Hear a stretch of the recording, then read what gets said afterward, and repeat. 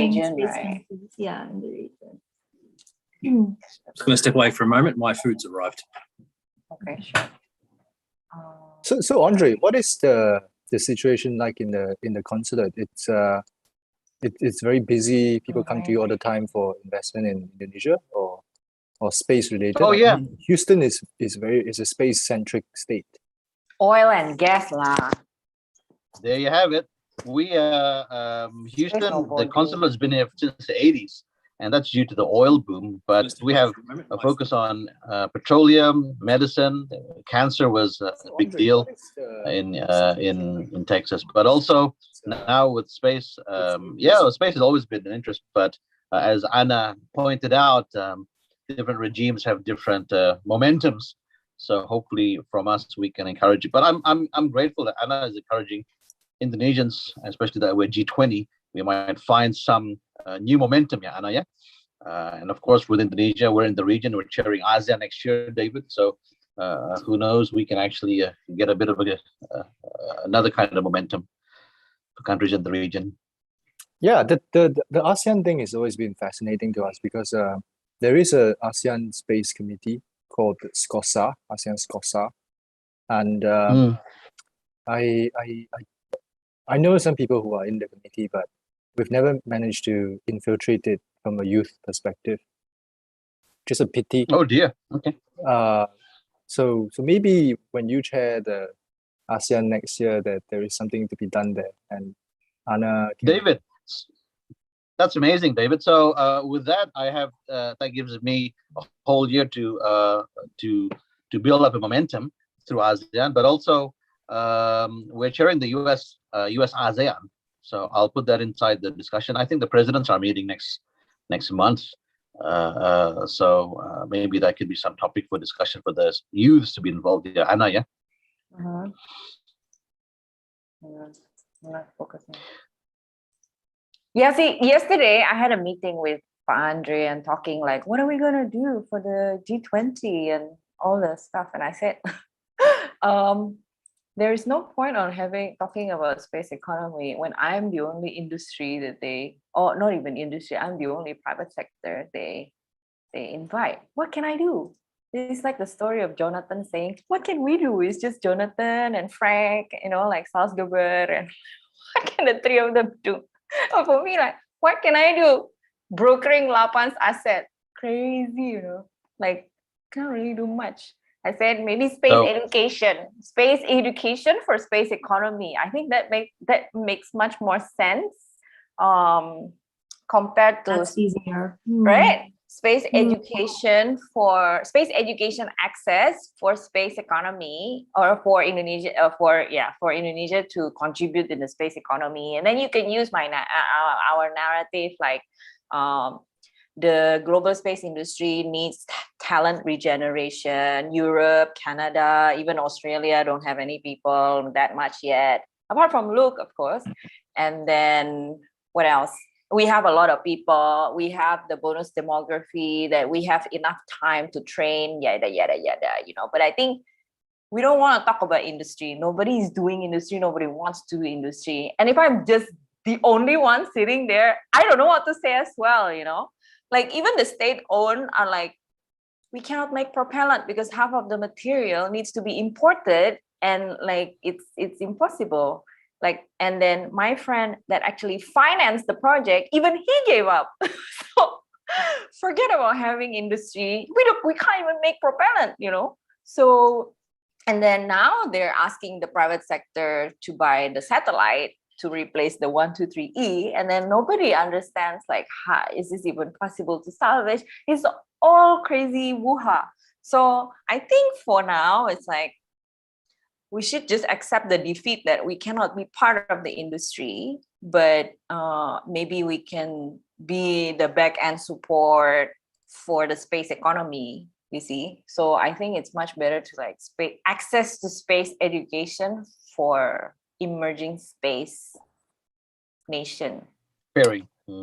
I have a slightly different view, Anna, and I must say this different view is driven a bit by recent events rather than because I would have shared your view. I did share your view 1 year ago, But there's been some things that I've seen in Malaysia that have shifted my opinion a little bit, and maybe that can be of some inspiration to the topic too. So in Malaysia in the past year, there were a lot of public listed companies that all of a sudden took an interest in space. And then they came out and said, we're going to invest big. Some of them did actually. And then there's suddenly university lecturers who have left their university positions to start up a private company. Not to say that they will succeed, but the fact that once you have capital and attention from capital, you might see people moving to create an industry. It may not succeed, but at least it might sprout. And if you have capital, they may be able to hire from abroad. Now, to couple that is one plane. The other plane, which is what you're talking about, which is still spot on, is that regardless of whether or not you have capital, whether you have technology transfer, you need to prepare the Indonesian populace and you need to prepare the Indonesian talent for that. Because if you go into Indonesia and invest in space right now, you will find that I cannot hire anyone but Anna. So that's like not very cheap. So She's cheap. I'm cheap. Yeah, so it's not cheap. So I think I'm cheap. the she reality charged by the hour. yeah. So I guess the reality is you need to prepare the Indonesian populace, and space education and space awareness does that. That's number one. Number two, when the government does propose policies that help the industry, you need the Indonesian population to also be okay with that. So that's why you have those two twin elements of space education. One is to prepare people to take up roles in the space industry when it comes. Second, to support the government when they do something in space. Otherwise, you will see something like in Malaysia where, actually Malaysia is one. It should be the sweet spot, right? Yeah. I mean, there should be a sweet spot there. They should meet halfway. Exactly. So you've got the industry level that you wait for them to come in, or you can encourage some of the Indonesian conglomerates to think about it. But at the same time, preparing the Indonesian populace, readying the talent to be able to enter the industry, and building up population awareness and support for space. I think that is perhaps even more paramount, because you can't just have the educated and elites leading the space industry and then the entire population turning against you. And I mean, to an extent, you see that in the US too, with the billionaires and you just, so Can you hear the music? No, No. No? yeah, there might be but music in my mind, it. Huh? there might be a tune in my mind, but I don't think it's playing out. Really? I'm trying this thing because like sometimes it's boring, in waiting room, there's no music. But David raises a really good point around getting buy-in, not just from a certain part of a society. It's getting pretty much all of society on board. Now, something I've come to the conclusion about is that science and space education isn't just about helping people understand what's going on. There's a big element of storytelling that's involved with this. It's actually about creating a narrative that space is something that we need to be part of. It's something that's important to our way of life. And this is one of the interesting things that I noticed. There's a couple of. Sorry. Can we just quickly take a picture and then you can carry on? Yep. How come? We will. One, there it is. two. Okay. 1, 2, 3. One more. Just assurance. 1, 2, 3. Perfect. Okay, Luke. Sorry to break you. That's all right. Okay. This is one of the interesting things with, for example, the Netflix series Space Force. I'm not sure what effect that's going to have in terms, or is having on people. I mean, it's obviously a very satirical kind of TV series, although I do enjoy it. It's because it is a little bit realistic in some respects. But it also kind of helps just paint a picture in people's minds, because when people talk about space, it is so difficult actually to get a sense of what space really means. I mean, that's kind of like the crux of what I'm going to talk about when it comes to space power is, what does it look like? it's been really interesting kind of seeing the results coming in from the survey that's part of the registration process. Just, what are the divergence of thoughts and pictures in people's minds of what space power is. So kind of creating something that's a little bit more tangible, and people really do need, I'm talking in general, assistance to create the right picture in their heads. It's we can be very creative and imaginative people generally, but we generally need a little bit of assistance to kind of put us in the right direction to kind of have a truthful picture in our heads. Yeah, I really agree with that though. Like popular culture would really play an important role in spreading awareness. And I think especially here in Japan, like that's one thing I noticed. Space is everywhere, like space themed something is everywhere. They have, mangas related to space and anime, everything. So I think that's why like people are very aware of it.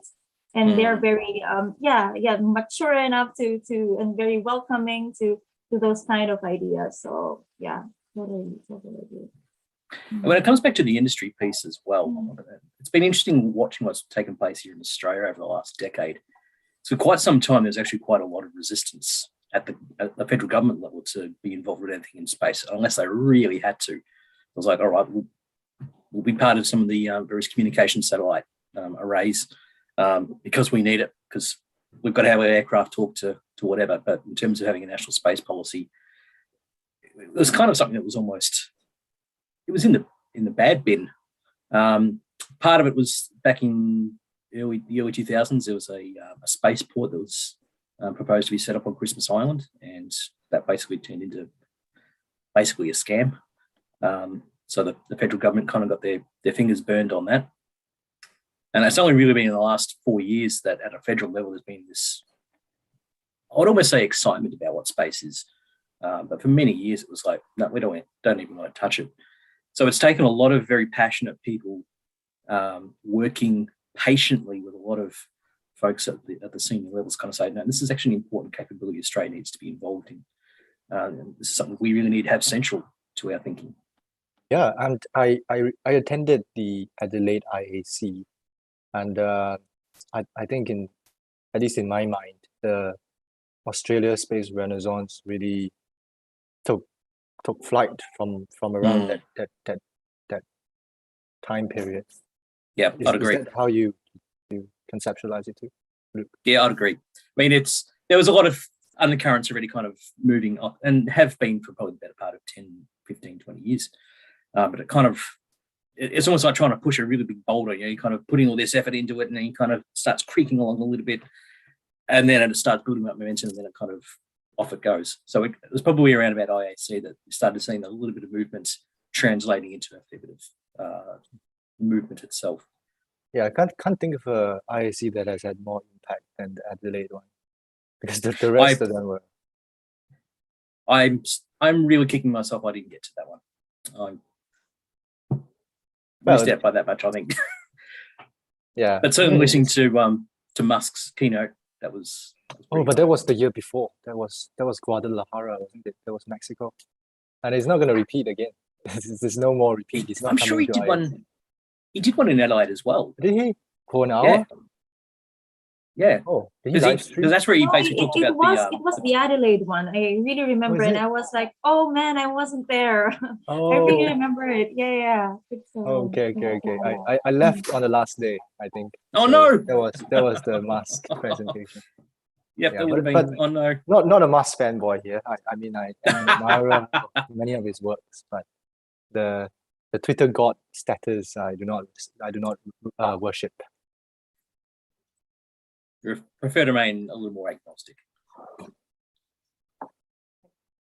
5 people in the waiting room. Where's all these space lawyers?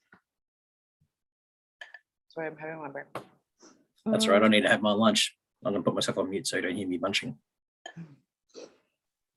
So Andre, what did you study or read in school?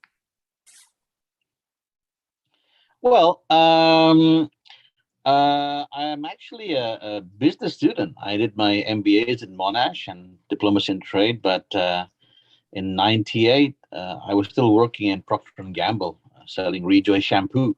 I also remember selling it in Manila and Singapore, because in Jakarta was a regional hub for Procter and Gamble.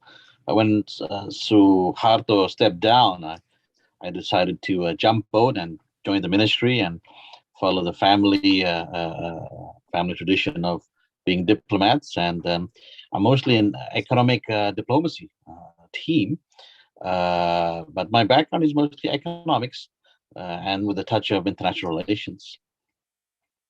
But again, Houston, I mean, like here, as Luke was saying, I mean, like we see a lot of Elon Musk, Jeff Bezos in the U.S. press. So here, most of the launches are, I think, Jeff Bezos was in another part of Texas, Van Horn, and then the continent covers Florida, Alabama. Like we cover 10 states, so they're all spaceports. States, and my reports are getting a bit of interest from Jakarta, because in the past it's not common for consul generals to report on these things. And there are many Indonesians who are working in Blue Origin and in Tesla, and or even at least their husbands are working in SpaceX. So it's interesting, and turns out this forum is quite unique. I'm quite surprised that it's not that well known yet. I think there's a lot of people that are interested, Luke, especially with the current discussions about regionalism. I was before this director for regional cooperation, so I took care of APEC, IORA, and I took care of Pacific Island Forum. And so, Luke, when China was going to buy telecommunications in Vanuatu and Solomon Islands, and when the Australian government bought it out because of the concern of the 5G, it's really moving into that astronomy kind of phase of space, and of course with the Indo-Pacific element, I was the one that helped the foreign ministry bring together all the ASEAN countries to talk about the Indo-Pacific. So it's interesting, the geopolitics, geoeconomics, but the 5G race is pretty serious, isn't it, Luke? I mean, like the Pacific Island Forum, Chinese are helping every country there. Like I'm surprised that in Australia, Zoom is so restricted compared to other parts of the world. Yeah, you're very, very conscious of managing your platforms. There is, and when looking at the data across the world in terms of what level of concern there is with basically foreign interference, it's interesting. Australia actually is quite high up on that awareness, I think, and that's kind of permeated through what government does. It's exactly where it comes from in Australian culture. I'm not entirely sure. It might even be some perhaps more nefarious reasons for it, but at the same time, it's there's certainly a lot of diligence around making sure that we maintain sovereignty. And I think that's, even when it comes to the space piece, I think that's a big part of where Australian government thinking is around, is how do we make independent decisions, even if we kind of aligned with the big space powers of the world. How do we make sure that we can choose what data we get? There's no one can accidentally flick a switch off, even if it's unintentional. How do we make sure that we've got what we need to sustain ourselves? And we also have this mentality too that we're at the end of the world. This the next stop down is Antarctica, surrounded by a lot of water. There's actually some very interesting research that came out probably about 10 years ago, just about our supply chain vulnerabilities as well. And again, unfortunately, I think a lot of the Australian populace hasn't really considered until COVID hit just how reliant we are on international supply chains. And thankfully, it's only really affected us in more almost comical aspects, like, for example, our toilet paper supply during COVID was pretty severely impacted, and a couple other things as well, but it hasn't caused major,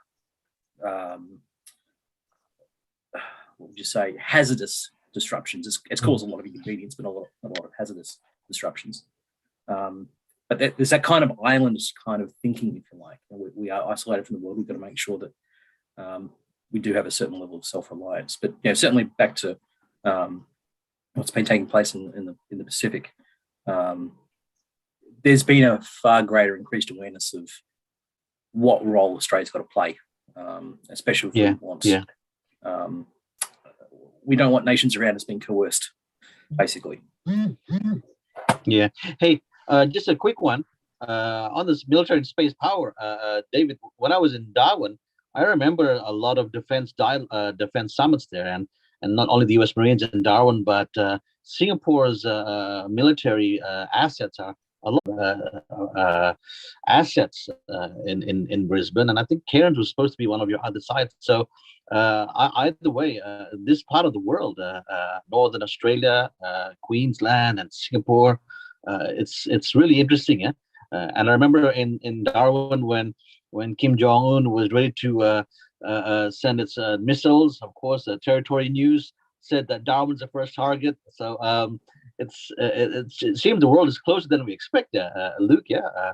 I guess it's understandable for them to be a bit anxious, but yeah, with the space technology, North Korea is closer than we imagined. Yes, very much so. And from a defense point of view, we don't seem to have a lot of capabilities to protect us from any North Korean intrusion from space. So I think that'll be something that kind of enters into our thinking a little bit more. Hi. Anna.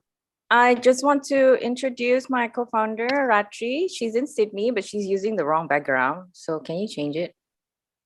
Yeah, sorry. Hi, everyone. Hi, Ratri. Hi, I'm Ratri. Anne's friend from back in Sydney Uni days. I studied aerospace engineering a long time ago. Wow. Yay. No, we're aero engineers. What? Aero engineers. Which uni did you I went go to to? Luke, RMIT. okay. Yep. You must have known Claire Baker and Andrew Ponner. Yeah, I do know Claire. Yeah. Okay. Cool. Yeah. Yeah. We worked at 10X, which became Downer EDI eventually Yep. together. Yep. Well, BAE and Downer. Yeah. And then kind of gave up on the engineering career after a while and became an investment banker. So now I'm largely in investments right now. Yep. Fantastic. Awesome. Nice to meet everyone. So after you change your background, I am changing my background. Hang on a sec. Okay. And then we take a picture and then I can start admitting people in. So yeah, I mean, I've already shared it to the space lawyers, but oh, Hadian is here. That's fine. Yeah, Hadian. He's the guy who's going to make my reports so that we can convey all the concerns that Anna has, and we can even raise it in the G20 and raise it in ASEAN next year. But the youth one is a real easy, low-hanging fruit, yeah, David. Yeah, just to for the next 2 years, get them in. Like Luke says, get the nice storytelling to tell them that we're actually not that far off. It's not too far in the future.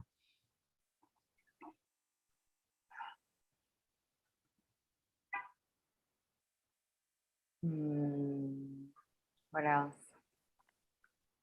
Is there? So Ratri, you were in Sydney. So Anna I was am also in Sydney. Yes. Nice. Where are you at Sydney? I'm in the northern beaches of Sydney. So Northern Beaches. Okay. yeah, kind of near Manly. Manly. I grew up in Vaucluse, so we would go to watch the Manly Tigers, and yeah. Excellent. How's Houston treating you, Pat? You've got a new ambassador right now, but yes, my good friend Pat Rozan. He's visiting us next week. I'm going to tell him about this discussion. He's a great guy. Yeah. I mean, like when you have a businessman, he does things differently. Yeah. You know him well. No, I'm involved in Apindo, Pak, in Indonesia, in Jakarta. But sort of Kadin is kind of like the other business association that's also very prominent. Apindo is labor. Apindo is very labor and pengusaha. Yeah, and then, always exactly. protest. Kadin made a lot of move in, I guess, like the vaccination drive with Ibu Sinta Kamdani as well. Oh, Businta. Okay. Yeah. Can we take a picture? Yep, done now. Yep, sorry. Okay, 1, 2, 3. Another one. 1, 2, 3. Perfect. Okay. Shall I start admitting people? There's 20 in the waiting room already. So, I mean, feel free to, I'm admitting everybody. The order of speaking will be Bernadette, and then you, David, and then Luke. By the way, do we have the results from the survey from the registration? I just want to know. Yeah. Oh, and then we need to prepare the certificate link at the very end. But maybe we can put it on the screen for the what's the name? Mute. Hi, everybody. Thank you for. Actually, Bernadette, I've already shared with you all of the Excel sheet. So you can read the results, what they wrote there. And did you manage to access it, David? Yes, I did. Yeah, it's really interesting reading, actually. Yeah. So thank you for doing all that. So hi, everyone. Thank you for joining right on time. Please mute your mic. I see some of, okay, we've already muted everybody. And we will, do we start? We start in 1 minute. I'm going to, see, I want to try some music in the waiting room, but it's not possible. It's always very quiet, you know, need some like elevator music while we're waiting. Actually, the STAC webinar the other day, they can do it. I don't know how they do it. I'm sure you can. You just have to buy a big speaker and play it over your head. You see, the thing is my laptop speaker is broken, so I cannot play. Yeah, it's so quiet unless somebody sings in the back. That on offering?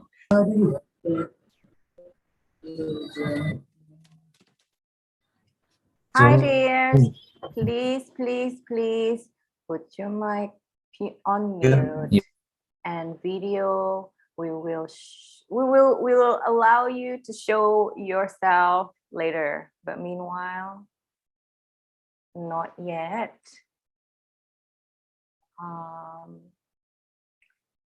People are still coming in. See, it's always an Asian culture. You say it's 9 and you show up at 10.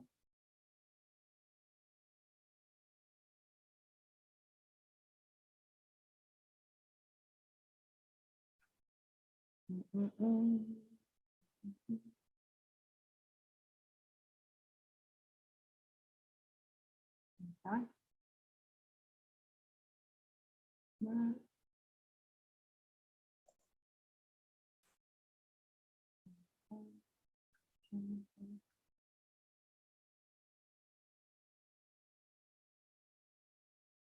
Okay, so I'm gonna put everybody on. Who's this one? Muhammad Nurali Puding.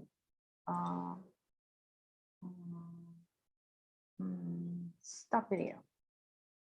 Sorry, guys. We'll feature you on later. Rati, help admit people, yeah. And then like the certificate link, where is it? Okay, it's 10:01, so I'm gonna start recording now.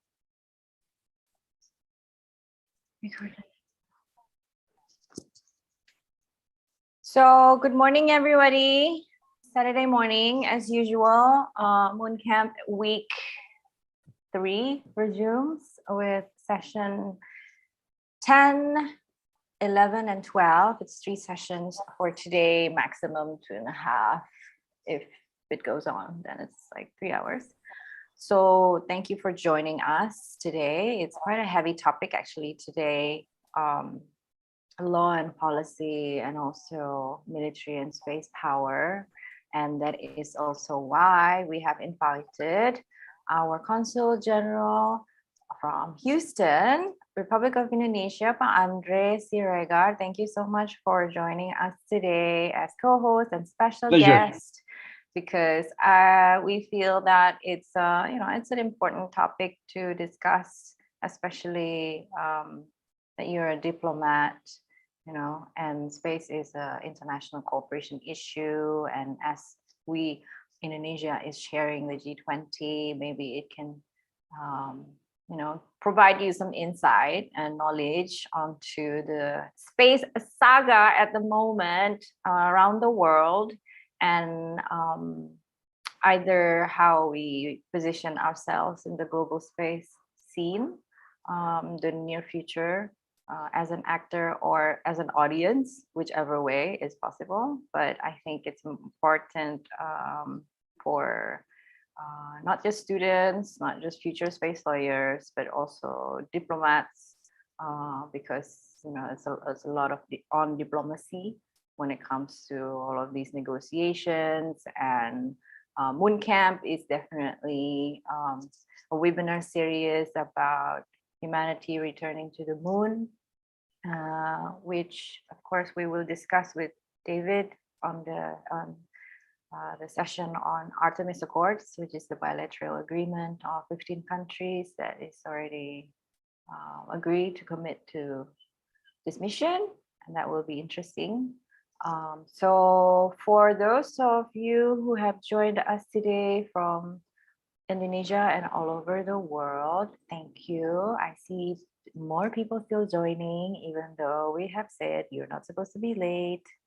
But then again, it's good enough that they show up on a Saturday morning. Yeah, I mean, I'm starting to think myself, what did I do to myself? Keep on Saturday morning and afternoon for a week and a month and a half.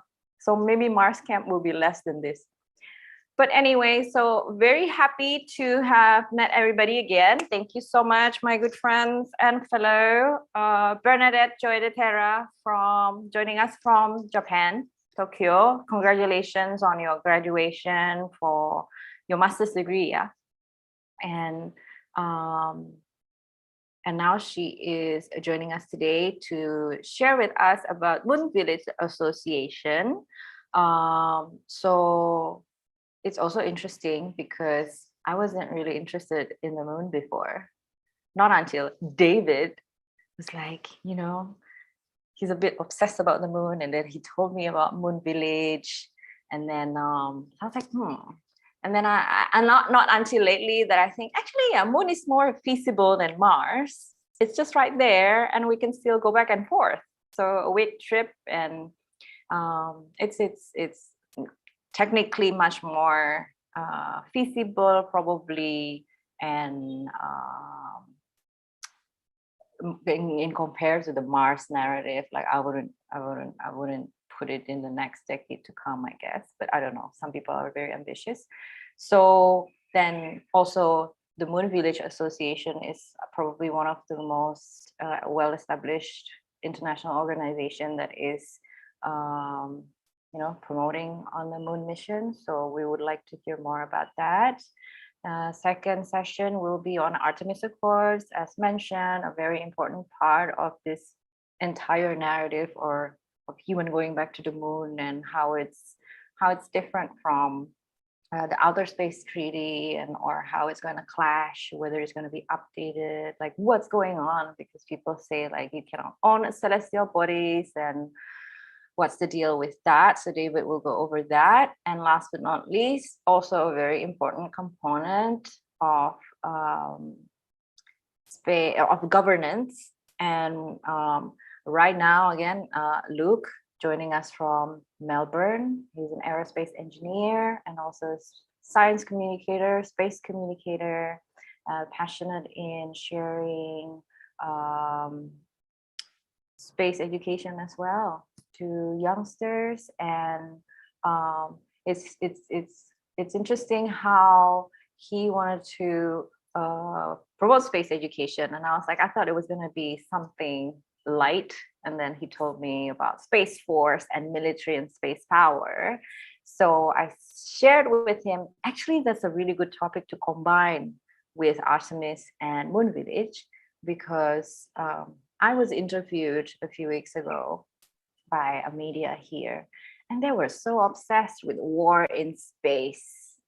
So, but I think their understanding is more of a Marvel comic war in space with laser guns on the moon. And it's like, actually, we want to highlight the space cooperation that's actually pretty much, it's been going on for 20 years in the ISS, and it's actually going pretty well.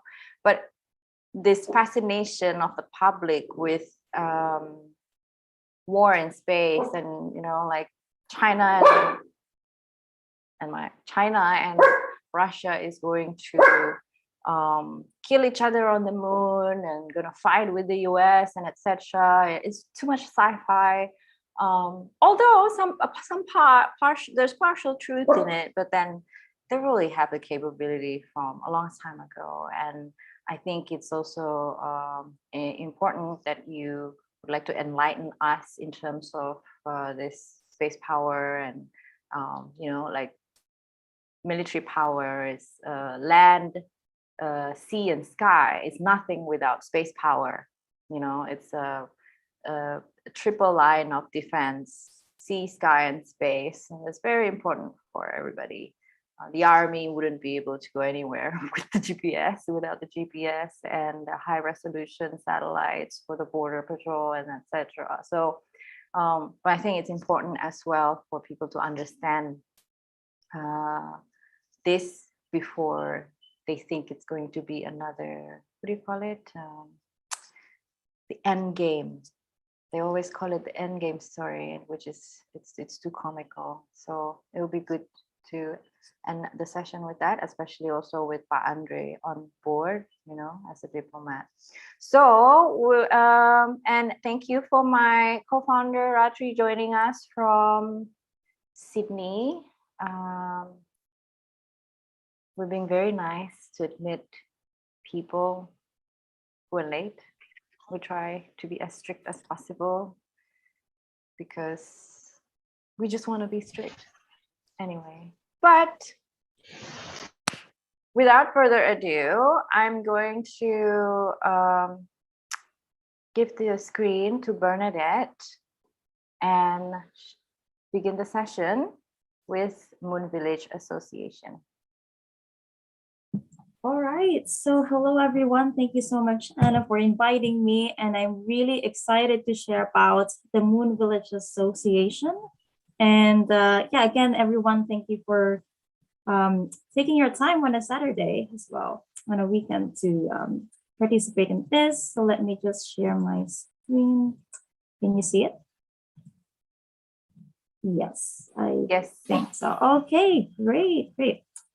All right. All right, so let's get started. So again, hello everyone. So my name is Bernadette Terra. I am joining from Japan, and I am the Global Network Implementation Support Officer of the Moon Village Association. And I'm really very excited to share with you what we do, and more importantly, how you can be involved as well in our activities. So before that, I just want to show you a bit of an introduction about MVA through our video. I think it's fine. There should be sound coming out. Let's try.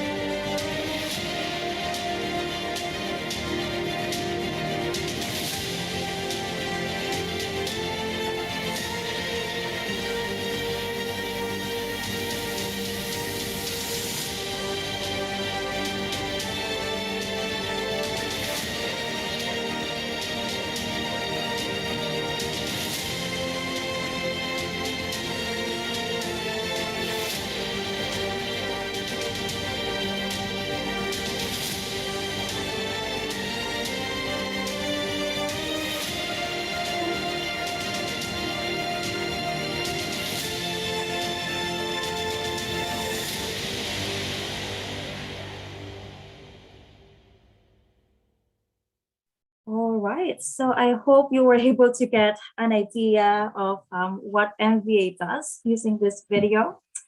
And right, so let's get to it. So so now I'm introducing Moon Village Association.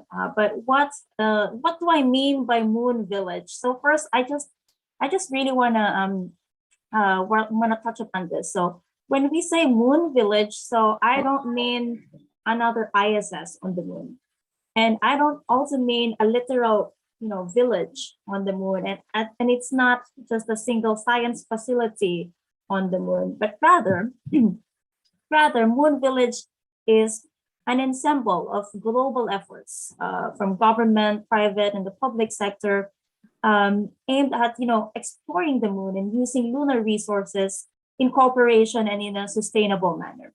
And of course, we are trying to establish a lunar economy, so not just on the surface, but also on the cislunar space. So yeah, that is what I mean by the Moon Village. And let me now introduce to you what is the Moon Village Association. So as you've seen on the video, the Moon Village Association, MVA, was created in June 2017 to foster the implementation of the Moon Village, which is what I referred to in the previous slide. So MVA is also a member of the IAF, and also we have an observer status in the UN Caucus.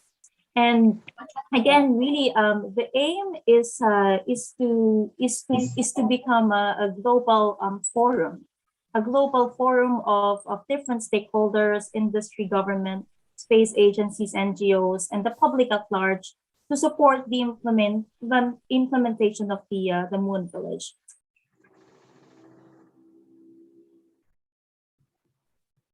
All right, I was on mute. I didn't know when I stopped.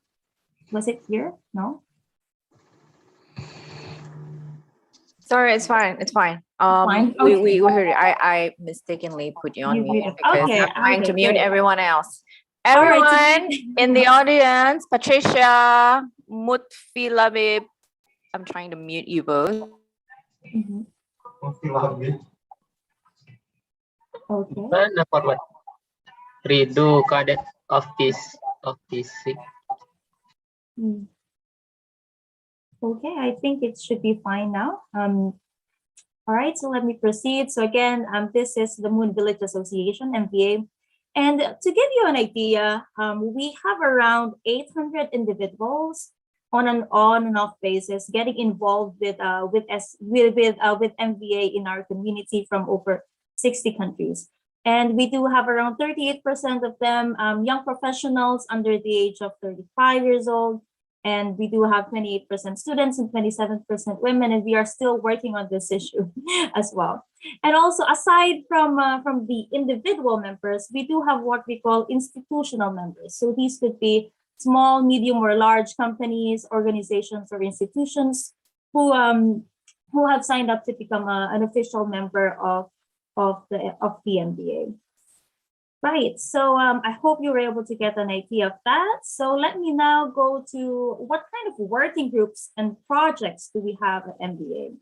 So I know based on the survey, I think almost everybody is really interested in lunar exploration and lunar technologies and all of that, which is really really expected. But yeah, I also put there some sports on the moon concept because I'm also working on that, something interesting, and lunar entertainment maybe in the future. But anyway, so let me share some of the things that we do at MBA. So we do have 8 working groups, as you can see here. I'm not gonna discuss each of them in detail, but let me briefly introduce them. So we do have a working group on analog, so analog missions, and a moon can be an analog for Martian missions as well. We do have a working group on outreach, education, women on the moon.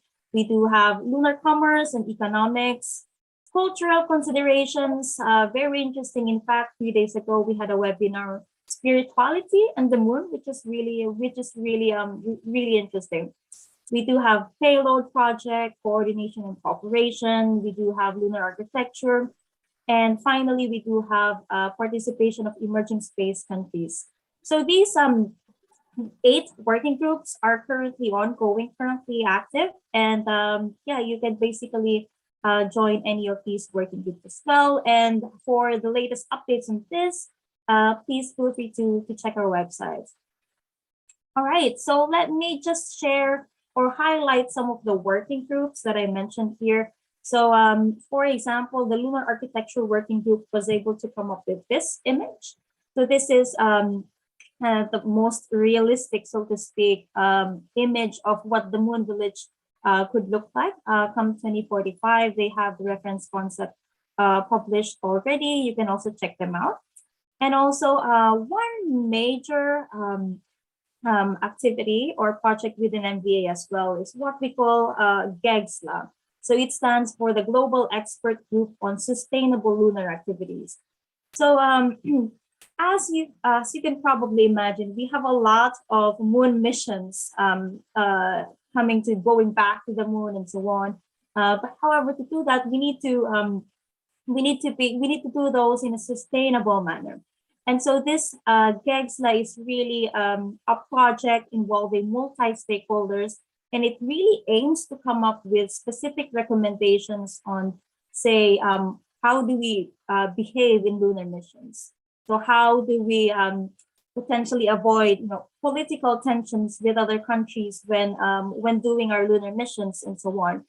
So these set of the individual, this GEGSLA group basically is trying to define guidelines for implementation, interoperability, debris mitigation, which is really important, and also the safe operations while we are on the moon. So yeah, aside from that, I like to mention this as well, the participation of emerging space countries. So like Indonesia, of course, like the Philippines as well. I came from the Philippines, so we don't have lunar missions as of yet. So with this project, we are trying to empower those countries to come up with their own local roadmap on how can we get involved in the implementation of the moon village in the future as a country without any lunar missions as of yet. So this is something really interesting as well, and you can also check our website for that. And also, we do have what we call the payload project. So if you are familiar with the overview effect, that astronauts see when they are in space. So this project essentially tries to recreate that by having a lander on the moon, install a camera, and basically broadcast it here on Earth. So broadcast images and videos of Earth from the moon. So that is really the vision, and this is already being developed. The prototype is already being developed, and so on. So this is the payload project, very interesting. And yeah, for the other working groups, like I mentioned, you can also check our website for the latest updates. Right, so let me share with you what are the international and local events that you can join. So we do have an annual MVA Global workshop and symposium. And well, for the past 2 years, because of COVID, we had to make it virtually. However, this year we are, well, fingers crossed, COVID permitting, we are having it in person in Los Angeles by November this year. So that is really our biggest event. And also last year, we started a design hackathon for students and young professionals. And these are the categories. And this is also something very interesting that you could definitely take part in. And yeah, so these are some of the local activities that we have. For example, in Jordan, we had spacesuit and rover competitions.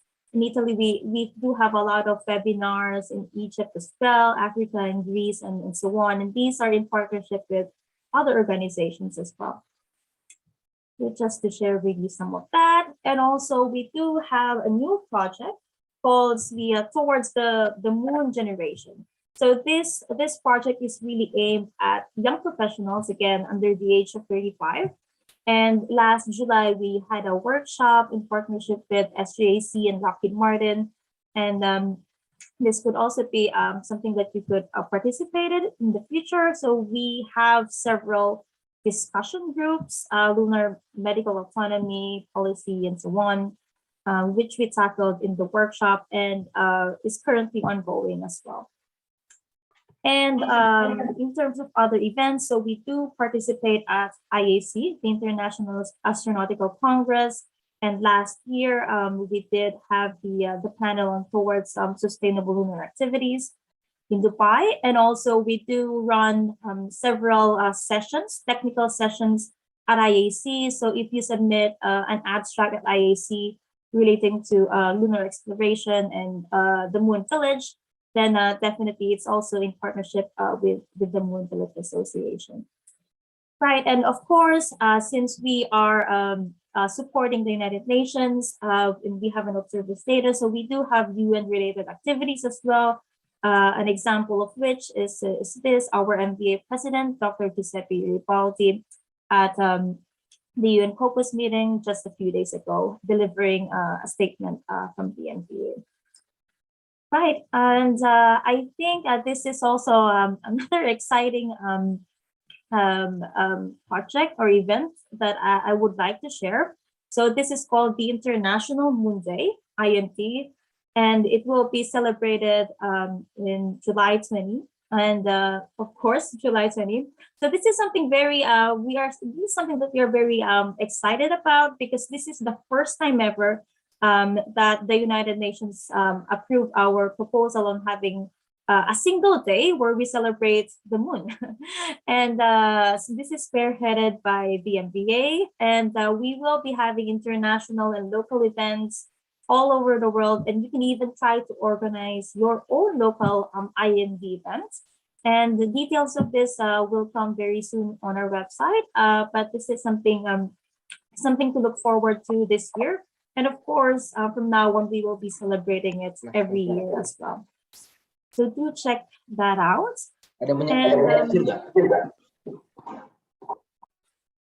okay, all right. I think we have that covered. The noise got covered. All right. So I think for the next part of my presentation, I want to share with you the global network, and again, more importantly, what kind of opportunities are there for you to get involved and for your own professional development as well. So this, I believe, is something you've already seen online, and thanks and as well for sharing this. So we do have a partnership with Yuzhnoye State Design Institute. It's a design and engineering company based in Ukraine, and we are very excited to launch this what we call Promo Moon initiative. And Promo Moon is basically aimed at capacity building for new space market segments, and it's really aimed at students, young professionals, startups, and team of individuals who wants to get support in proof of concepts or improving their technologies, their designs, and so on. So this is completely free of charge, and if you get selected, you can definitely get these benefits. So you can have free of charge mentorship, B2B mentorship, and online sessions with both MVA and Yuzhnoye experts. And also you will get an opportunity to present your project during the IAC 2022 outside the typical selection process. So this is outside the official IAC IAF submission process. So we have extended the deadline. So the new deadline is now by the end of next March. So feel free to submit a proposal as well. So yes, this is completely free of charge. I really encourage everybody to consider submitting one. And right, so in terms of the global network, this is the current reach. So we do have national and regional coordinators. We do have 54 national and 7 regional coordinators. And we do have regular calls for these coordinators. So if you also want to join and apply, you are very much free to do so. And you can see here the regions that we have covered in these figures. Right. And so how do I get involved? So there are many ways to get involved with the MPA. Probably the easiest one would be to join our Slack community as a guest. And also, you can join officially as an individual member. And also, you can reach out to your national coordinator using our website, or even better, you can consider becoming the national coordinator yourself. And you can also apply for volunteer opportunities. And also, you can definitely join any projects or working group that you like. So if you go to our website, just click on the Get Involved button, and then you can definitely see there this in the screenshot. So joining our Slack, joining MBA, our vacancies, and so on. So yeah, I really encourage you to check our website and check what kind of opportunities we have there. All right, and finally, we also launched this student corner. So let's say if you don't really have enough time to get involved with MBA, however, you have some questions about the moon in general, about some new technology or anything at all, you can definitely ask our experts through our student corner. It's also on our website, so you just fill in the form here, and then somebody from MBA will be answering your question later on. So yes, feel free to avail of this student corner as well. And I believe that's it for my presentation. Thank you very much.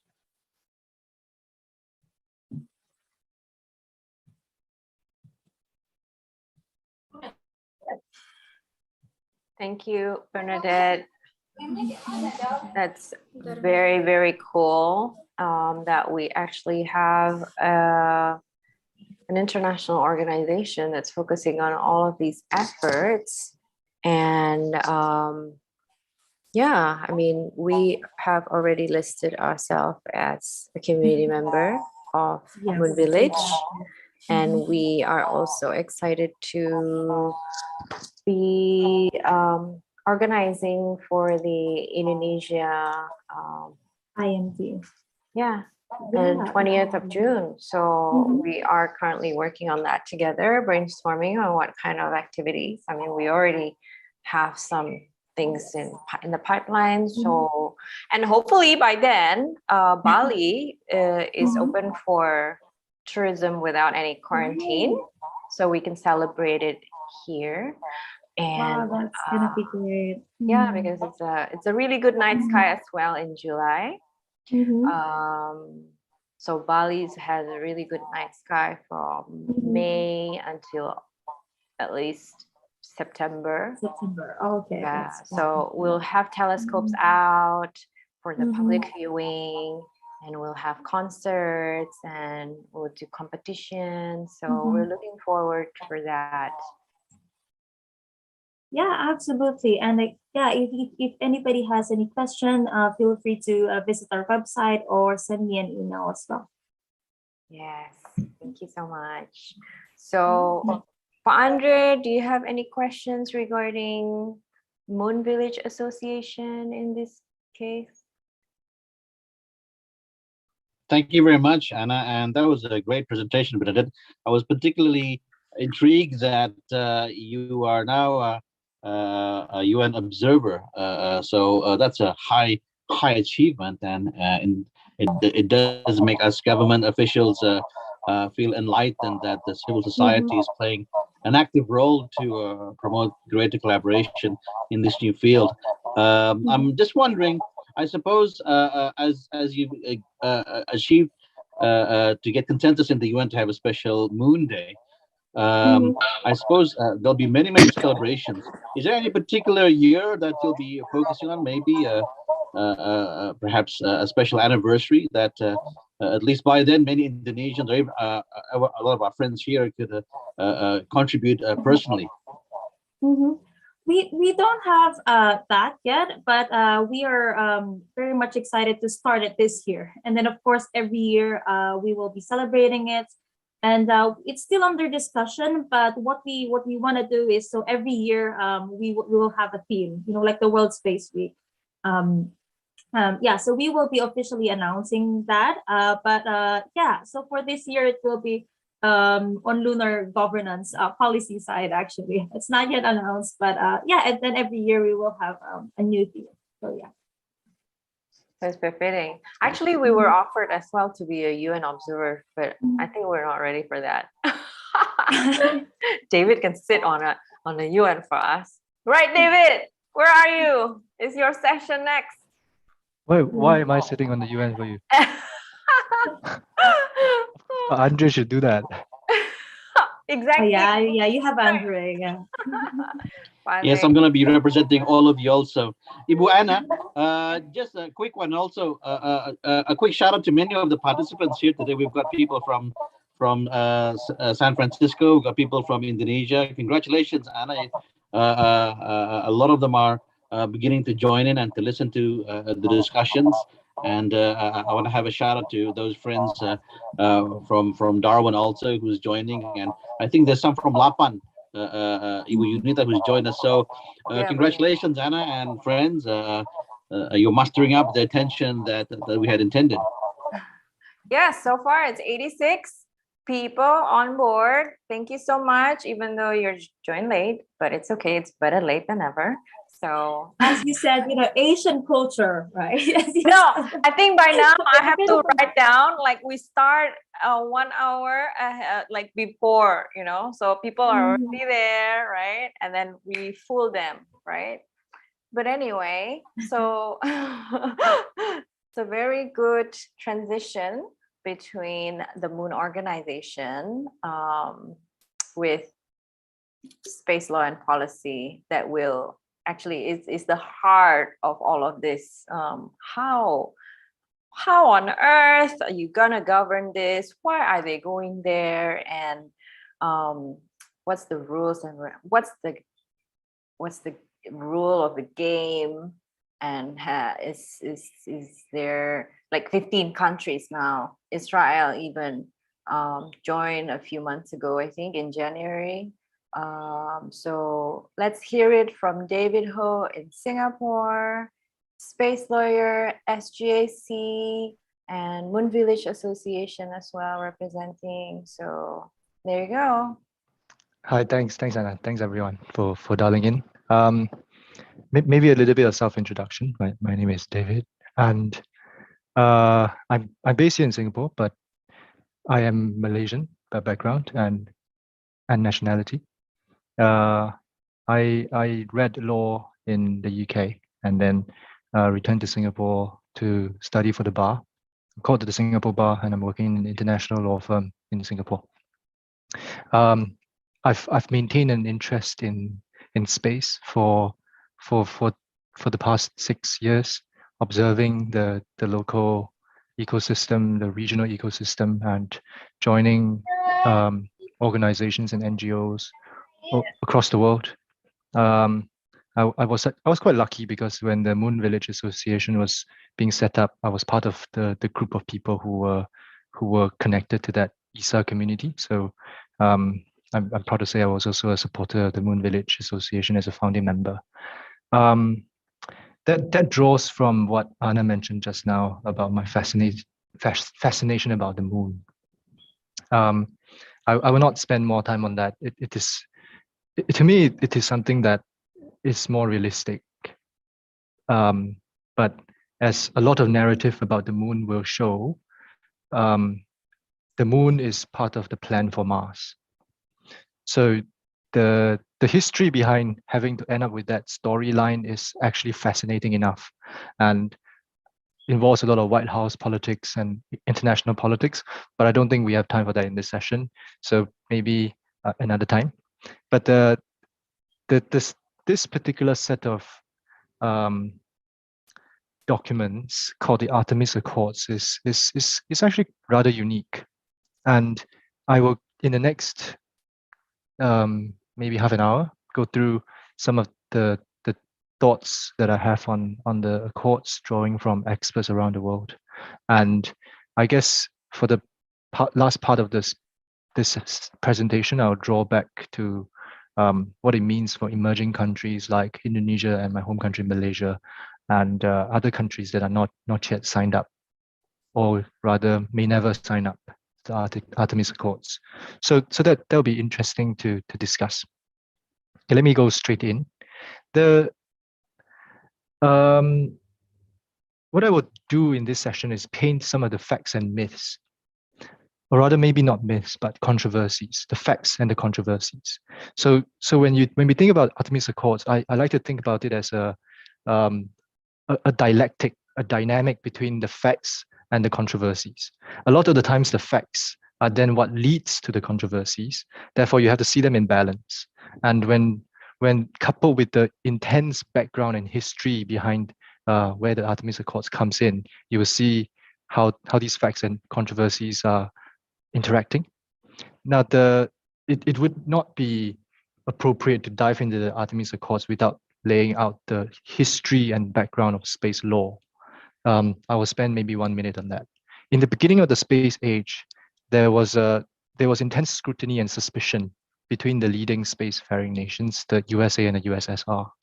As a result of that game theory kind of dynamic where people didn't know what each other were doing, which ties into Luke's session next of space power and how the dialectic and interactions between the space powers matter.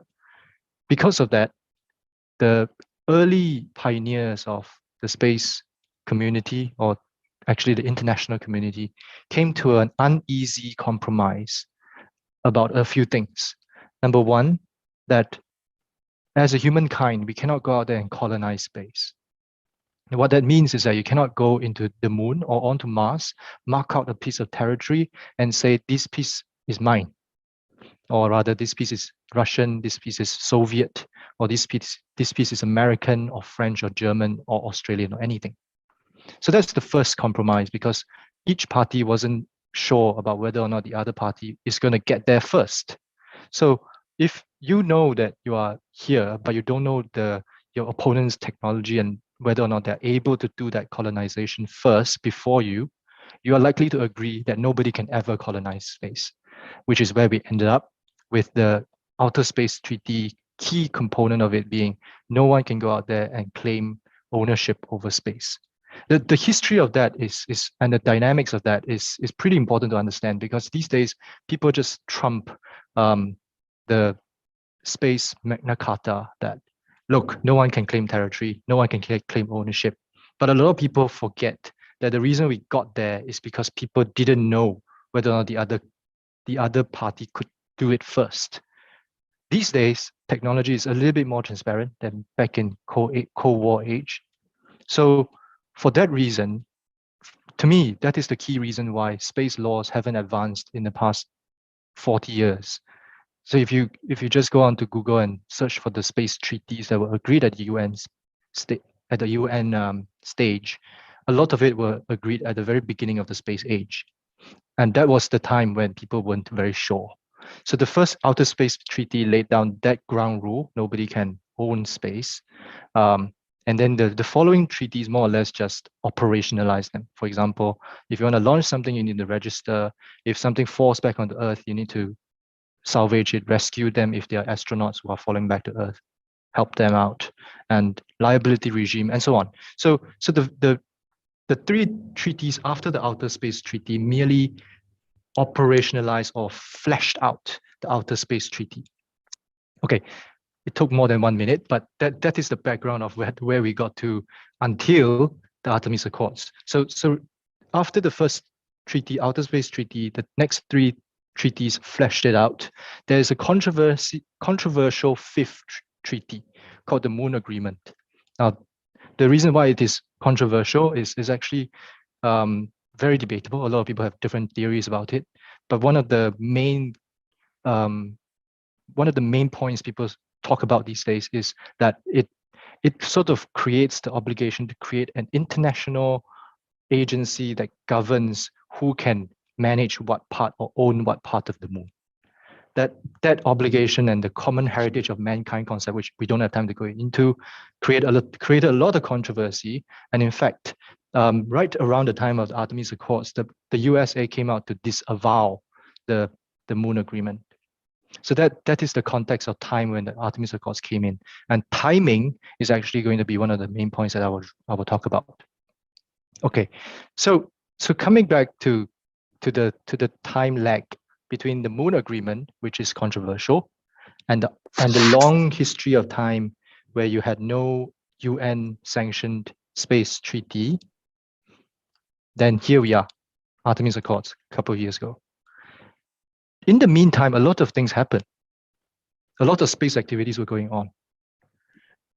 Now, a lot of that was filled in by sort of soft norms and soft laws. For example, the sustainable use of outer space, space debris principles. Think instruments like that filled in the void in the meantime, but there were no treaties agreed at the highest stage. Okay, now we finally get to the Artemis Accords. So in that against that background, with the US trying to go back to the moon through the Artemis program, fact number one, they do need a set of rules to govern how the program is run. Okay, I need to flesh that out a bit more because how the program is run is really nebulous. Now, what does that mean? It means when you land on the moon with the craft that lands on the moon, presumably because you're going to build a moon base and return many times, you're going to transport large amounts of things there. So if you go up there, put something onto the moon surface, not just a space buggy, not just some stuff anymore, but large volumes of things and structures, and maybe one day mining equipment, because one of the points of the moon base is to be able to do in situ research utilization. Otherwise, sustainability is quite a bit limited. Therefore, the need to protect those stuff which you put there becomes important. If you're going to be mining things, the need to protect your mining facility and mining operation becomes important. If you're going to be doing things which could endanger the lives of other astronauts from other countries that are just visiting to see how you're doing, have tea over the afternoon, then you need to build some safety gaps to make sure that people are safe. Then all of that, the fact is that they're trying to implement and support Artemis program. But when you think about all the nitty-gritty details of how that support and implementation is done, you start designing things which are new. You have to write in things that are new. For example, because my mining facility is here, I'm going to create a zone of 1 meter distance where astronauts cannot come in. Now that sounds sensible, doesn't it? That you want to have some safety distance. But does that then entail that you own that 1 meter land? Doesn't that contravene the key tenet of the space regime that you cannot own any piece of outer space? So that is where the controversy starts coming in. Because when you start designing things, when you start saying, this is how we implement things, you are going to venture into areas that have not been comprehensively discussed, let alone agreed by the international community. So that's number one. The intention is to support the Artemis program, but in doing so, you have to create the controversial aspects of saying, safety zones, resource extraction, areas and provisions like that have to come in. Therefore, that is the first controversy as well, the fact coupled with the controversy. Now, the next thing is this, against the backdrop of not having anything really agreed in treaty form at the UN level, I guess the decision was made that the Artemis Accords were going to be signed as somewhat of a multilateral agreement between different parties who sign up to the instrument. Now, that means that it is not a UN agreed agreement at the UN level. That is a main controversy as well, because it is not agreed at the UN level. It doesn't go through the normal procedures that people expect to be associated with a space law. Therefore, people immediately say, no, you did this in the wrong way. You cannot be imposing rules, creating rules unilaterally by yourself or by a group of people who are doing the Artemis program. Now that's controversy number two, that it was drafted between Artemis partners only and not at the UN level. in response to that controversy, people will say, reasonable people will say, well, it is between partners, right? I mean, if we are going to create a joint venture to explore some part of Bali Island and build some entertainment facility in Bali Island, it's just between us. It's okay that I don't go to you in Australia or in New Zealand to seek your opinion. But the quality and I guess the implications and repercussions for people when you do an activity in space is just slightly different. So the controversy is that it was drafted at Artemis Partners level, not at UN level. The response to that can be, well, it is for the purpose of the Artemis program, so that's why we didn't do it at UN level. But then the controversy sort of strikes at the heart, and people take offense, and not really take offense, but people think that it wasn't done in the right procedure. Then the next comes the timing of the Accords. Against the history of not having passed UN space laws, you then suddenly have a major agreement like the Artemis Accords that progresses a lot of areas of the space regime on the moon beyond what has been currently agreed. The timing of that just comes as a not so much as a surprise to people, but rather it's stark that the USA just came out together with its allies and said, here you go, this are the Artemis Accords, this is how we are going to conduct our business on the moon, and it's more or less a take it or leave it for the rest of the world. As opposed to that, if it were done through the UN, then people would have had a chance to say, okay, actually this is not reasonable, we're going to ask you to change this, change that. But the way it was presented and the timing of it is just a little bit stark. And coupled with that is Russia and China's plans for the International Lunar Space, the International Lunar Research Station, which was announced at around the same time as well, which sort of creates the impression that there are two ideological warfares going on, that you have got the US camp with the Artemis partners signing up to the Artemis Accords, creating their own rules, breaking some of the rules that people thought were established in the Moon Agreement. And then on the other hand, you've got the Russians and the Chinese. And it sort of forms up this very simplistic view that there's a conflict going on. Now, the truth is there could well be a conflict in the two sets of rules. The Artemis Accords at least is public. Everybody knows how the US is going to conduct its business. The ILRS rules are, as far as I know, not public, and they may be the same things. It could actually look exactly the same, or it could be slightly different in other ways. Therefore, the interaction between these two becomes an ideological / geopolitical conflict, so to say, which can then create a lot of sensation in observers. So that's more or less the points and provisions I wanted to talk about in the Artemis Accords. This was just a very quick sweep. The main intention wasn't to go into the Artemis Accords and talk about every single provision. I think there are other resources that are more useful for that. But the point of sharing this is to put it in perspective, so that when people talk about the Artemis Accords, you know what it is meant to do, what it inadvertently had to do, and why those controversial aspects come about. Some of them are by design, because you need to progress certain rules in order to guide the Artemis program. You kind of cannot wait for the UN to pass the law. So you got to take matters in your own hands and do these set of rules by yourself to govern your activities. And then you think further, you have to flesh out some of those rules, safety zones, resource extraction, and you got to put that in writing.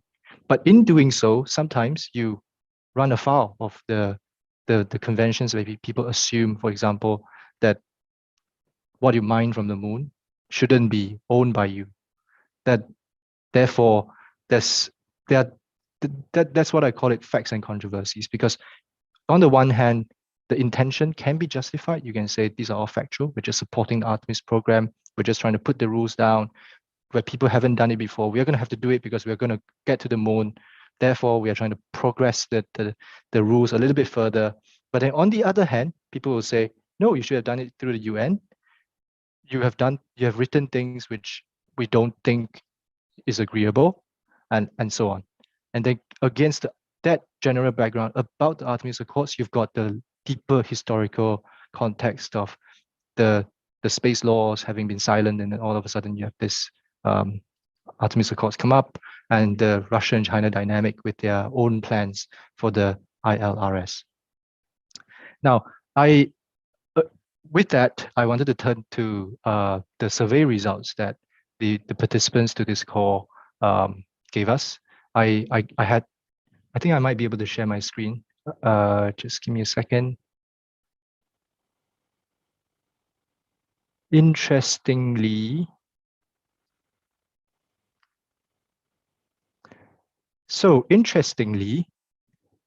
most of you thought that in response to who do you think should make the rules and laws of lunar exploration, most of you thought that it should be all countries,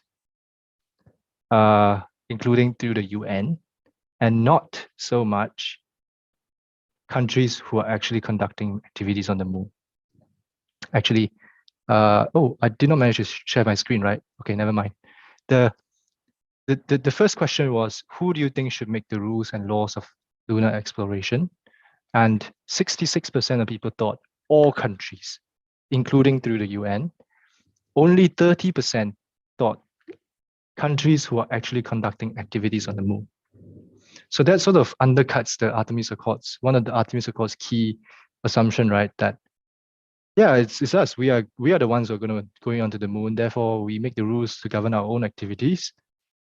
Well, 66% of you disagree. I think everyone should make the rules for the moon. The next question was, if the rules and laws of lunar exploration are not yet decided, should lunar exploration still go ahead in the meantime? Interestingly, 80% of you thought yes. Okay, that's really interesting, because if the rules are not agreed and you just go ahead, then yeah, well, the fact is that the US thought otherwise, and in fact they wanted to design the rules way ahead of the missions. So that's where we ended up with the Artemis Accords. Finally, and this is a more split response, which do you consider most important about rules and laws? The first response was, the most popular response was whether the rules and laws are good and whether they are right. That was 55%. 55% of you thought what was most important about rules and laws is how good they are. The next most popular response, 30%, is how the rules were created, the process. So finally, the third one, which had 15% support, was whether the majority actually agreed to it or supported it. These are very interesting answers, but maybe I'll just touch on the first two, which is the substance and the process. It is interesting that this group thinks that the most important aspect about rules and laws is whether they are good. And arguably, if I were to assign the task of designing the rules of lunar exploration to this very group that has dialed in, willing to take up your time on a Saturday morning to dial in and listen and think about lunar exploration and related dynamics, space power, honestly, I am not sure you will be able to come up with something very radically different from the Artemis Accords. I can safely say that if we sit down and have very long discussion, we might just end up at very close to where the Artemis Accords will end up. I am less sure about the Russian and Chinese, and I'll just leave it at that. Not to say that they will not be reasonable, but it's just that it's not transparent. So I cannot tell whether or not we would have ended up at that position. Maybe it will be clearer in due course. But so that's 55% of you agreeing with that, whether the laws are good. But what I can say is, if only this group of people on this call came together to design the rules for lunar exploration, the rest of the world is going to turn around and say, who are you to decide? Why? Who are you to decide the rules? Like, who are you? And then, in fact, that's the argument that was against the Artemis Accords. Like, why are you deciding this? Why can't we all decide this through the through the right channel, that is through the UN? The response to that could have been that the UN will take too much time. That's number one. The second is, well, we are the ones doing the activity, so we should make the rules. But as we discussed before, the group also disagreed that it is the people who are doing the activities who should make the rules, right? 66% of you thought that it should be all countries who make the rules. So I sense a bit of conflict in your minds right now, that first of all, you want the rules to be good. You think that is more important than the way it was passed. But then you also think everyone should make the rules and not just the people who are doing the activity.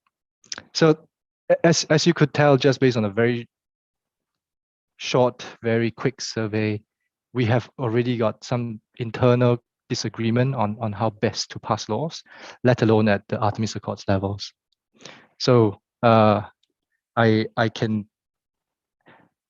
think I only have 5 minutes left on this segment, so I'm going to try to bring it to the emerging countries and what it means for you and I.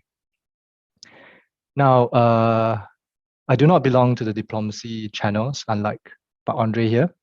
So I will not get an email from the State Department or from President Biden asking me whether I want to sign up to the Artemis Accords. But the fact is that if that question comes to me, and if I were serving the diplomacy departments in Indonesia, I will have to think in the back of my mind, is this the right time? Number one. Number two, what am I surrendering by agreeing to the Artemis Accords? Am I going to be offending some other people? Now that may also come to mind. And actually, interestingly for Australia, and actually that question was put up, is does it conflict with the Moon Agreement? Because we gently touched on the Moon Agreement at the beginning of this discussion, right? The Moon Agreement sort of establishes a different regime from the Artemis Accords. So because I am not sure, the treaty wasn't that clear.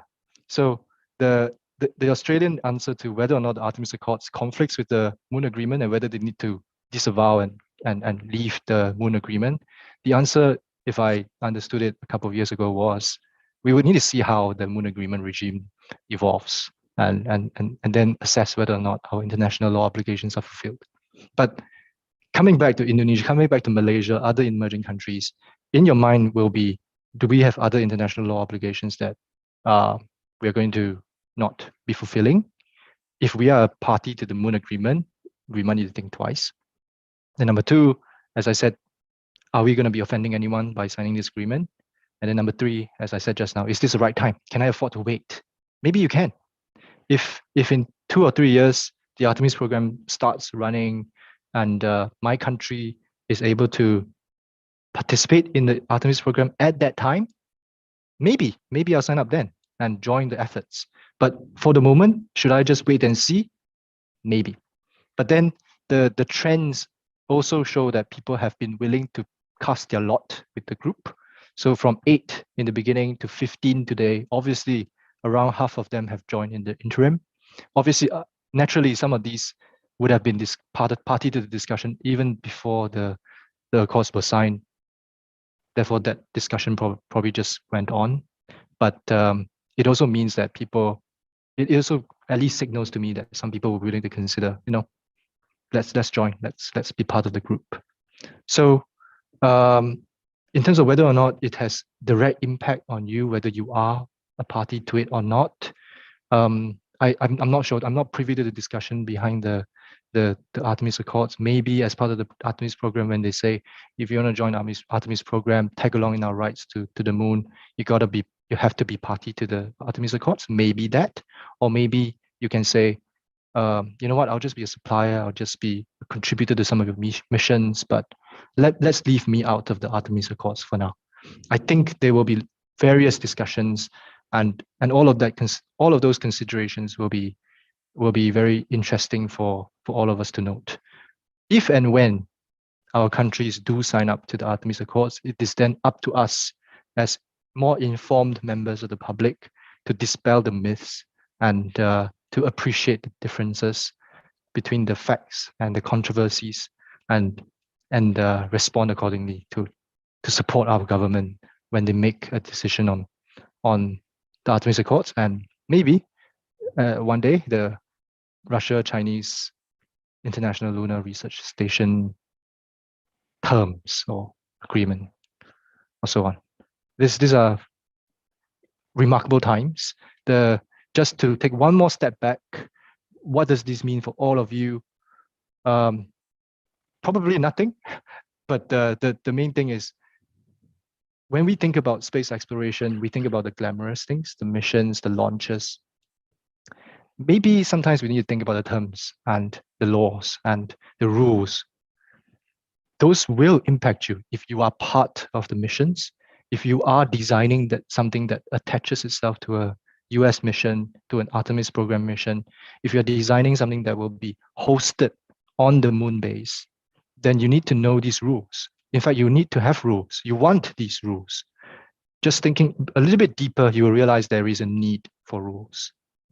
And that is where the Artemis Accords has relevance to you and I. Okay, I will leave it at that, and I'll hand it back to you, Anna. Thank you. Wow, very nerdy talk for a Saturday morning. That was fun. But always very informative, highly intellectual, David Ho. But I tell you what, Artemis Accord sounds like business as usual in Jakarta. Seriously, it's like no rule of the game, just shoot, you know. So we're highly experienced in that one. But Pa Andre, being a diplomat now, yeah. I mean, sometimes, you know, I always wonder, Indonesia that has no interest on going to space or even in everything, we are always well known as a facilitator of many, many things because we are a non-bloc country, you know, we're always neutral position. And do we have to be part of this stormtroopers? Do we have to be, you know, like, but I guess, again, yeah, within our discussion on the G20 chairing, etc., like where will the space power for us lies in? I think it lies in because we have no interest in going there. So it's like a neutral party, but then at the same time, taking no sides, being neutral, how is that going to help solve the problem, right? So what do you take on? What's your take on this?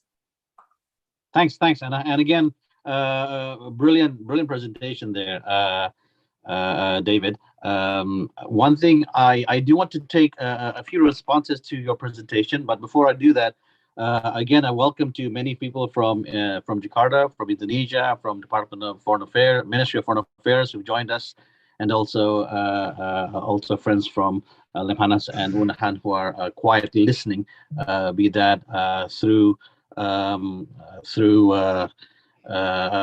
this Zoom or even through YouTube. I've even already got some.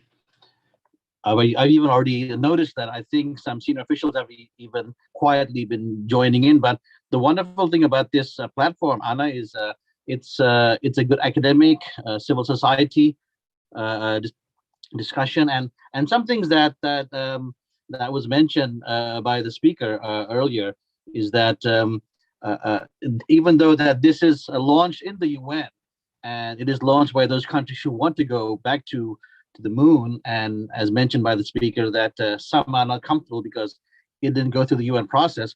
I just want to point out that there are many documents that are finally adopted by the UN countries, like reports made by the OECD on various sectoral issues.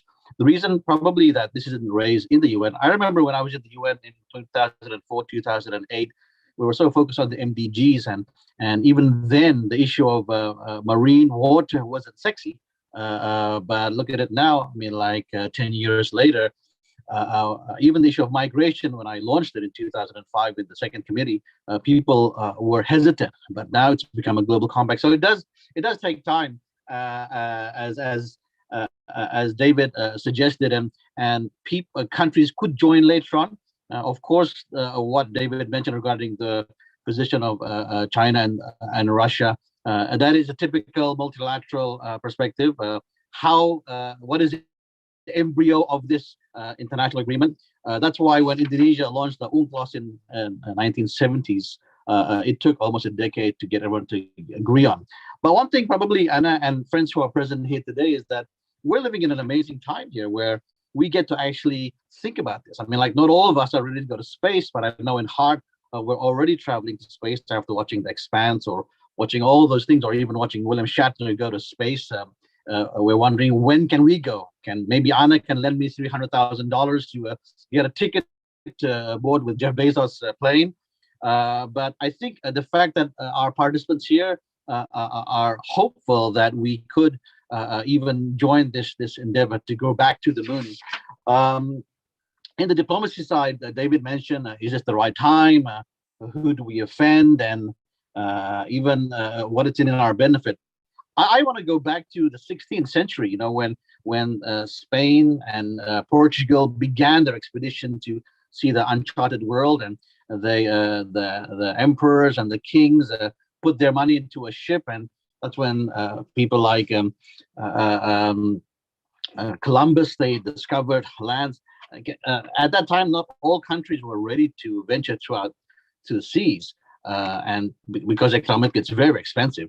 Today we have a similar situation, but can you imagine back in the 16th centuries we had a UN to discuss when the Spanish arrive in Latin America, you are not allowed to plunder, you are not allowed to kill, you're not allowed to take resources. I mean, like, it would have been an interesting time if that did happen.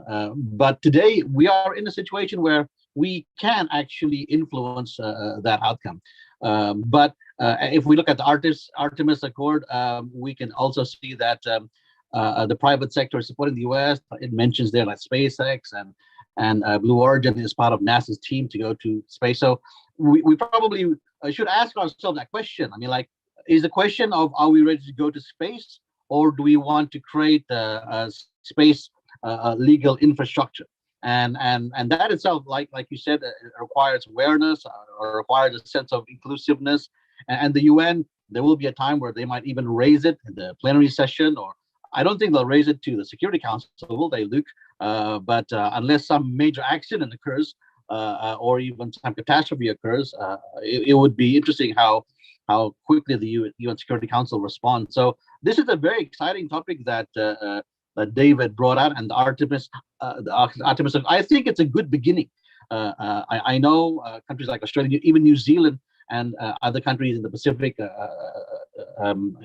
in this regard, New Zealand and Australia, are looking are part of the Artemis Accord. Well, other ASEAN countries join it, and at this point, as David said, will we offend anybody?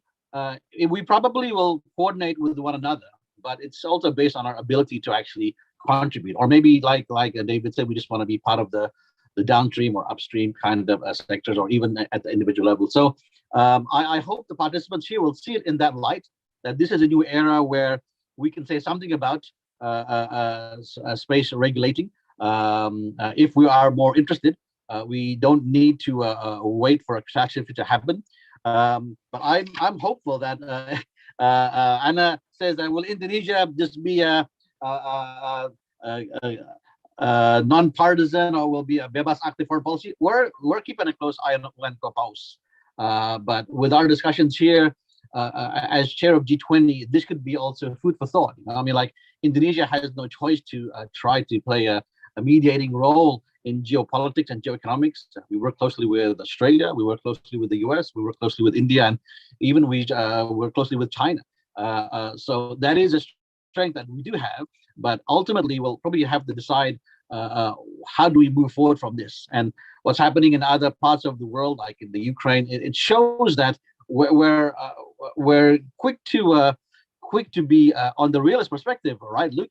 And so the civil society going to be following such a stance. And something as important as space, and even going back to the moon, I don't think people are quite aware yet, Anna. So with these kind of discussions, maybe they'll be reminded that you can play a part even if you join Bernadette's initiative, and therefore maybe they will probably persuade their governments or even parliamentary members and say, maybe it's time that we should jump into the Artemis Accord discussions of sorts. So that's just my reaction, and I'm hoping that participants here today could relate to how real what David Ho's presentation is about. It's not as far as we imagine, but hopefully more people will be interested to contribute. Thank you for the comprehensive response. And so good to the diplomatic response. Of course. I think also what would be interesting is to, like, amongst the global community, global space lawyers community, what's the progress on the document? And as more countries are signing, and is there any lobbying? Who's doing the lobbying for, like, the remaining countries that hasn't signed? Like France, there's a few countries, right? There's a few spacefaring countries that also hasn't signed. So that'll be interesting. It's interesting parties to monitor, and they're going to be all of our guests. So I guess it would be interesting now to talk about then the military and space power with Luke. Luke, where are you? And I am here somewhere. I need to put you on the show. There you go. Excellent. And Hopefully you can hear me okay. I can hear you okay. Fantastic. Hopefully you can also see my my deck is up on display as well. Yes, we Excellent. all Fantastic. see it. So, And I'm going to record myself because, as with these discussions, I'll not record myself, but time myself. It's very easy to kind of go over time. So I'll try and stick to 15 minutes. that's okay. We can go further than 15 minutes. Fantastic. Thank you. Okay. Well, in an Australian sense, I'd like to formally say g'day to everybody here today. Looking through the list of participants, we've got quite a number of countries represented, as Andre has already reflected. Obviously, quite a strong contingent from Indonesia, but also from India, the Philippines, Turkey, US, Chile, Japan, Mexico, China. Quite a large contingent. So it's great to be talking with you today.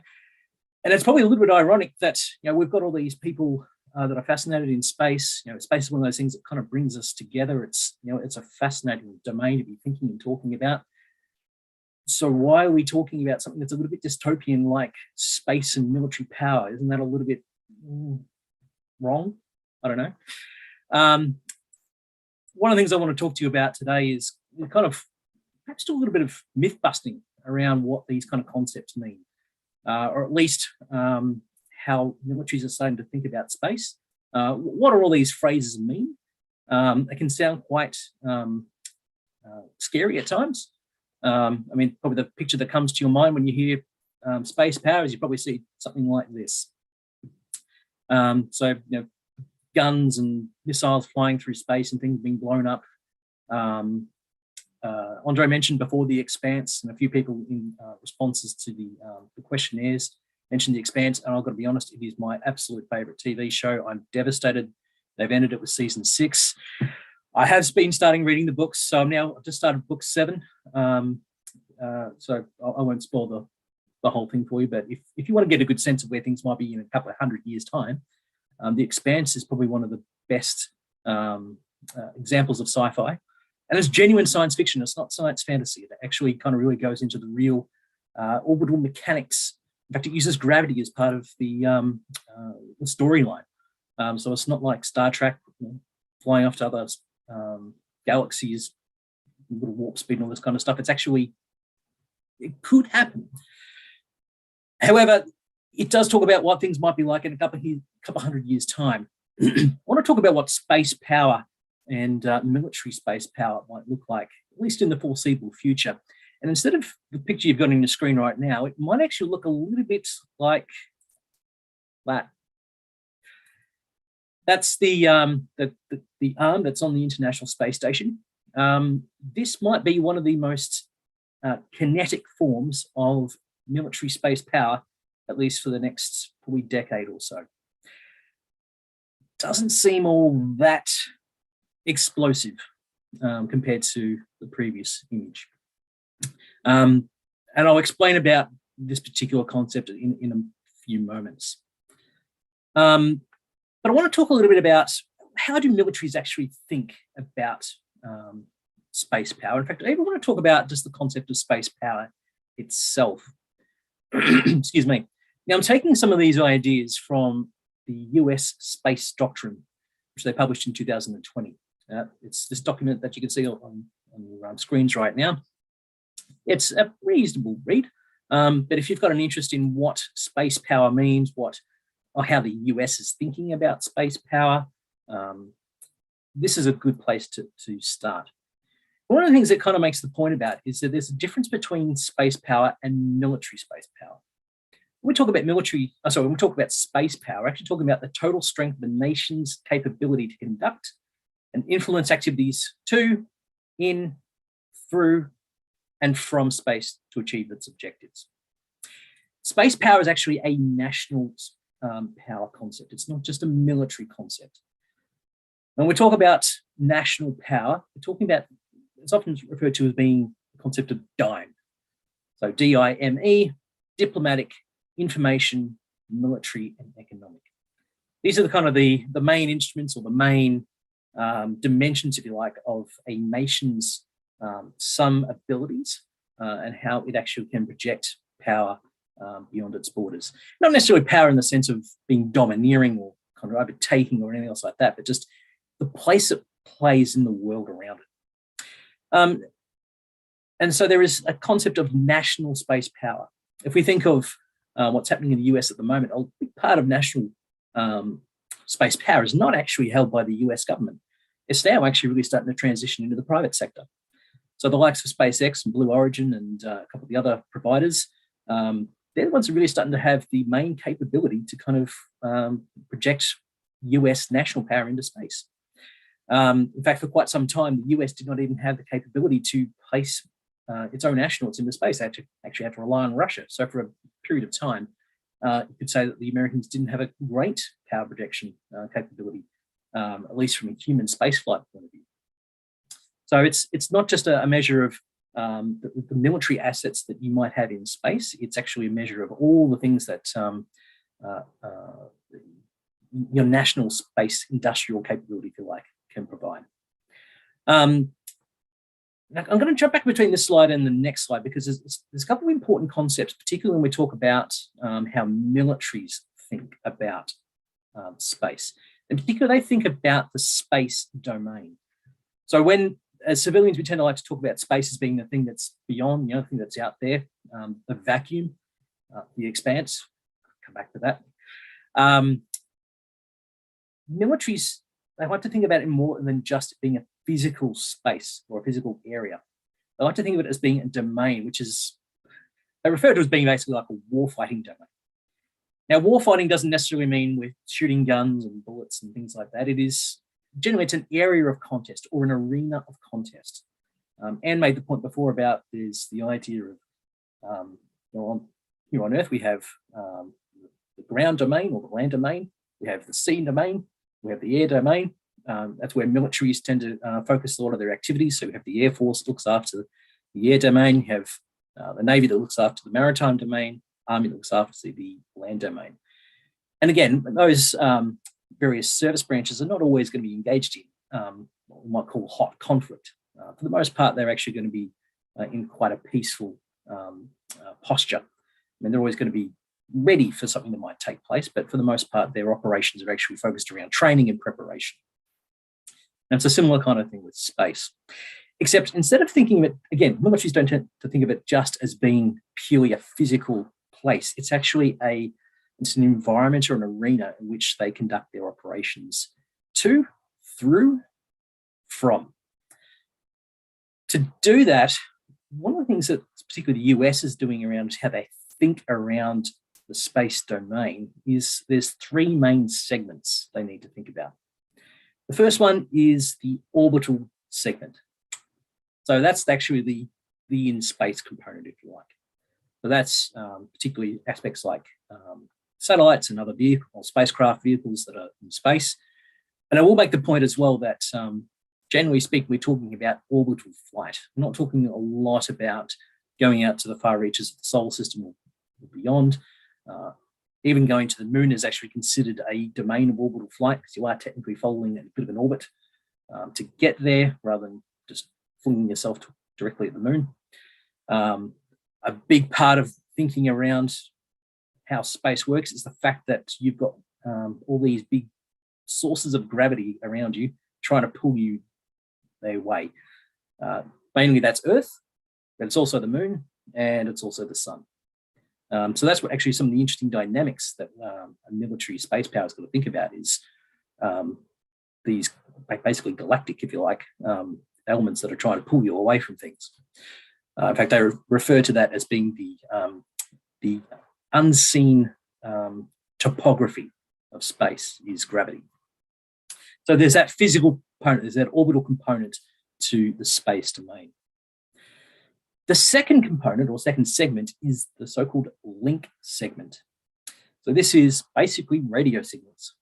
This is the way in which a spacecraft will be able to communicate back to Earth. And also, it might seem like a pretty straightforward thing, like, it's just a radio signal. So radio signals itself, it could actually potentially be one of the biggest make or breaks for a space capability. It's one thing to have a satellite in space, but if you can't communicate to it, if it can't communicate back to Earth, if it can't send you the data that satellite is collecting, there is effectively no point to having that satellite. If the link segment doesn't work, your space capability doesn't work. I'll come back to that point a bit more in a few moments' time. The last segment of the space domain, so remember this is the arena as opposed to the physical space place, if you excuse the rhymes, is the terrestrial segment. So this is very much all the stuff that's taking place, the stuff that's taking place on the ground. So this is everything from the satellite dishes you see on ground receivers. This is the mission control centers, the computer infrastructure, the organizations that sit behind the space capabilities that various space-faring nations have. And again, I'll go into that kind of information a little bit more in a few moments' time. But I just want to quickly loop back to the previous slide here. Again, thinking about the difference between national and military space power. Now, if we think of, we'll take the US as an example because they do have quite a lot of space capabilities compared to most other countries. Yes, the US is going to have military space capabilities, but it's also got a range of other space capabilities that kind of make up its national power. The fact that it has satellites that help geological surveys and mining operations, that contributes to the economic power of the US. If you think about the information that came off various satellites, particularly out of the, I can't remember the exact name of the satellite, but the one that it's a Japanese satellite that looked at what was taking place over Tonga a couple of weeks ago with the volcano. That's an example, if you like, of, I don't want to exactly call it diplomatic, but it is diplomatic information. That's another form of power. In fact, that's a way that we can then kind of use that information to mount a humanitarian response. So there's a lot of different options that space provides to a nation that enables its that enables its national power. Now, as I said, military is one component, but it's not the only component. I'm going to go through a couple of these lists of questions in just questions and myths in just a moment, but perhaps just a couple of things to contemplate regarding what is military space capability. And it's important to differentiate that between a civilian space capability and a military space capability. there's probably a lot of parallels to the things that take place in Antarctica. Might be aware that Antarctica is governed by its own treaty, and it has some similarities to the various space treaties that David was talking to before. For instance, remember the exact phrasing, but it's along the lines of pure military technology cannot be deployed to Antarctica. However, dual-use technology, so a radar that might be used to pick up weather that's used for civilians, might also be the same technology that's used by militaries. So they might be, there's a range of capabilities down in Antarctica at the moment that are, they're civilian in use, but they also can be used by militaries as well. If we kind of take that into the space environment, and that presents some interesting issues around, well, what does having a military space capability mean from a targeting point of view? If there was to be a all-out conflict and suddenly a nation wanted to blind, effectively, a nation's surveillance capabilities, would taking out weather satellites, is that part of their surveillance capabilities? Is that a military capability? Is that a civilian capability? It creates a bit of an interesting blurring line. And look, to be honest, I don't really have good answers on that so far. And this is really kind of why we have these kind of conversations, is that it's becoming quite a dynamic environment to be considering and kind of be working through what does all this mean. The US, for example, has set up their own Space Force. Australia is actually in the process of setting up its own Space Command within the Australian Air Force headquarters. It's not a full-on service, military service branch, but it is a uniformed component of the Air Force. And one of the reasons for setting that up is just trying to contemplate these kinds of issues, because they're not really been thoroughly thought through so far. But I want to move towards these kind of questions and these myths about military space power. And so I'm just going to, hopefully I'm going to have enough time, because I'm already at the 15-minute point. And I can't believe I've gone through that time already. But space power, isn't it just about the militarization of space? One of the interesting things to consider is that space has kind of been militarized from day one. The first space vehicle to actually go through space was a V2 rocket from Nazi Germany. Back in World War II, was one of their spacecraft that was built by Werner von Braun. Eventually then pioneered the Apollo program, and that's a whole other story in itself. But the only real organizations in society that have had the ability to put things in space have actually been militaries. So space has been militarized basically since the 1940s.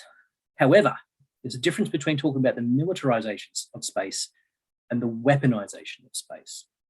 And this is where a lot of these kinds of conversations are very, very important to have, is around, okay, what do we consider an appropriate level of militarization, but also where we draw a line in terms of weaponization. And David might be able to speak to this during the Q&A session about just what level of weaponization is currently agreed in the Outer Space Treaty.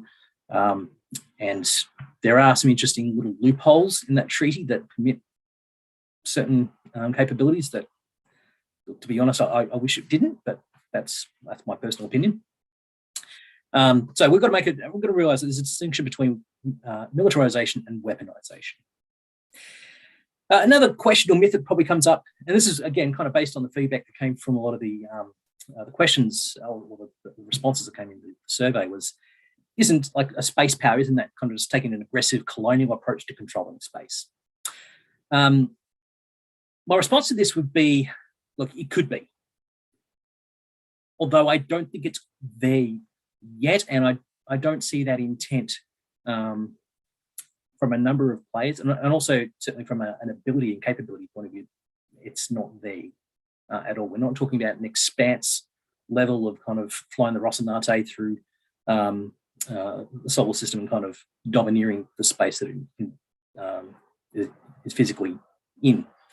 What we're more talking about when we're talking about a space force is the ability to be aware of what's taking place in space. It's an ability to exert a level of dominance, but not necessarily control. If you've got important space capabilities in orbit, such as things to look after, to monitor weather, to monitor disasters, to monitor agricultural development, mining, but also military and intelligence gathering capabilities. If another country has an ability to take them out, then you'll probably want to take some sort of approach to be able to counter those aggressions. So a lot of this activity and all of this emphasis around space power and military space power is more around defense, because as Anne mentioned earlier on in the piece, a lot of military capabilities on the ground and in the air are enabled by what actually takes place in space. It's not that we're delivering weapons from space, but all the signals we're getting from space, the information, the intelligence that comes from space is so vital to what takes place in terrestrial environment. Another myth or question that tends to come up is, isn't attacking being the same thing as destroying? If you read through US space doctrine, it does talk about attacking enemy military capabilities. But it's important to recognize there is a difference between the concept of attack and the concept of physical destruction. Attack can mean, it can involve a level of destruction. And I think my headset's just disconnected. Hopefully you can still hear me okay. If I'm not getting any shaking heads, everyone can still hear me. Oh no, yep, still good. Okay, sorry, my Bluetooth just disconnected for a second. A large amount of attacking that potentially could take place in space is probably going to be around the link segment. So it's the radio signals that connect a satellite to what's taking place on Earth. If we think about GPS signals, they're actually incredibly weak when they reach your device, which you probably can't see. Oh, there it is. It is very easy to interfere or to spoof those signals. In fact, even just sort of a device about the size of a cigarette lighter, you can basically knock out GPS signals. In fact, I think one of the airports, I think about Newark a couple of years ago in New York, basically had to suspend operations for a couple of hours because it was a delivery driver or a taxi driver had one of these devices in his car to try and shield where he was from home base so he could kind of go do other things. But it caused some major issues at that airport. So it doesn't take a lot to actually interfere with a space capability. In fact, a lot of it's probably going to take place in the electromagnetic spectrum and in the cyber spectrum. So when we think about space power, a lot of it's actually a lot more around electromagnetic and cyber factors than it is actually around physical factors. And in fact, probably the only physical factor that might take place when we're talking about a military intervention in space is probably going to be something like this. Literally the ability to go and maneuver a satellite into place and grab hold of an enemy satellite and move it out of its orbit. Whilst there are anti-satellite weapons, they are actually really, really bad news for everybody in space. The amount of debris that an anti-satellite weapon will create is potentially absolutely destructive. In fact, it's the concepts behind, I can't remember the exact name of the gentleman that pioneered this concept, but it's based on nuclear fusion, where you have one thing and kind of leads to another, which then leads to another, where you end up with a chain reaction. One satellite that gets blown up create a whole bunch of debris, which in itself can then go in, basically fire into another satellite, perhaps months later. But we're talking about debris that's moving at anywhere between 5 to 10 kilometers a second. There's some great footage, and regretfully I didn't actually put it in the presentation, but just even a fleck of paint was believed to have impacted the space shuttle a couple of years ago and left this massive gouge in the windscreen of that vehicle. Because debris moving at incredible speeds, even if it's incredibly lightweight, can create incredibly destructive results. So it would not actually be in a space power's interest to go and detonate something in space, especially if it's going to cause some sort of chain reaction with space debris. So whilst a space power or a space force might sound militaristic, it can't use the methods that we would generally use on Earth. It would just completely ruin things. So the idea of actually literally just kind of having a robotic arm that kind of latches onto a satellite and kind of pulls it out of orbit, that might be about as physically contested as space will be, at least, I reckon, probably for at least 2 decades. Why the emphasis on space power now? I mean, obviously, we've had quite a number of conversations today around all the activity that's taking place in space. I mean, I am struggling to keep up with just what's taking place. I mean, the fact that what's happening in the private sector, the fact that there is private space stations in development right now, the fact that there is efforts thinking around space mining, all the various different probes that are going to investigate other parts of the solar system. There is just so much activity, despite, as well as the usual activity that's associated with national governments and intelligence agencies and defense forces. So and the access to space is so incredibly easier than what it was even 5 or 10 years ago. If you want to deploy a payload through SpaceX, you can now literally book in a payload on SpaceX's website, a little bit like booking a delivery with something like FedEx or DHL. It's getting to that level of being routine. And if the civilian sector is able to have that increased access to space, you can imagine what level of increased access other spacefaring nations are having, and particularly military space power that are having as well. So having some sort of focus around, okay, how do we think about space power? What's the limits of the interference or the kind of the use of of attack? What's our concepts of defense? These are things that are having to be thought through at the moment, because we don't want to end up in the situation where things get hot in orbit, and where things become incredibly contested. But we need to think about the possibilities of them and be planning for them just in case. I've talked about, is space power composed purely of military means? Hopefully I've been able to address that. Also, why a space force? I mean, why do we actually need to have people in military uniform doing space things? I mean, doesn't that kind of conjure up the image of astronauts with guns and stuff like that? Now, the interesting thing, and going back to that concept of the space domain being made up of 3 segments, where part of it is on the ground, one of the most important things to recognize is that the majority of the space industry and the space sector is actually on Earth. There have only been about 600 astronauts ever gone into space, yet there's over 100,000 people on the Earth, probably way more than that now, that are engaged in the space sector. The things we're doing on Earth, is everything from controlling satellites, analyzing data, which is a huge, huge area. Understanding what the information we get from space, understanding that in a very timely manner. Google Maps might update about once every 2 years, especially with its satellite view, but there are other applications for space that require that data be updated every hour, even minutes. So having a military space organization that's actually kind of focused on, okay, we need to be thinking about how we use space. It's also about creating permanence. For example, in an Air Force, you're going to be posted around, if you're an officer, you're going to be posted around various parts of the Air Force every couple of years. So your skill set is likely to be quite general. Whereas, if you are in a space unit, you can very easily be posted out and that expertise is lost. Having a dedicated space organization or space military organization helps create permanence. It's actually more of an organizational arrangement than it is an aggressive kind of setup, if you like. It's also around budgetary things as well.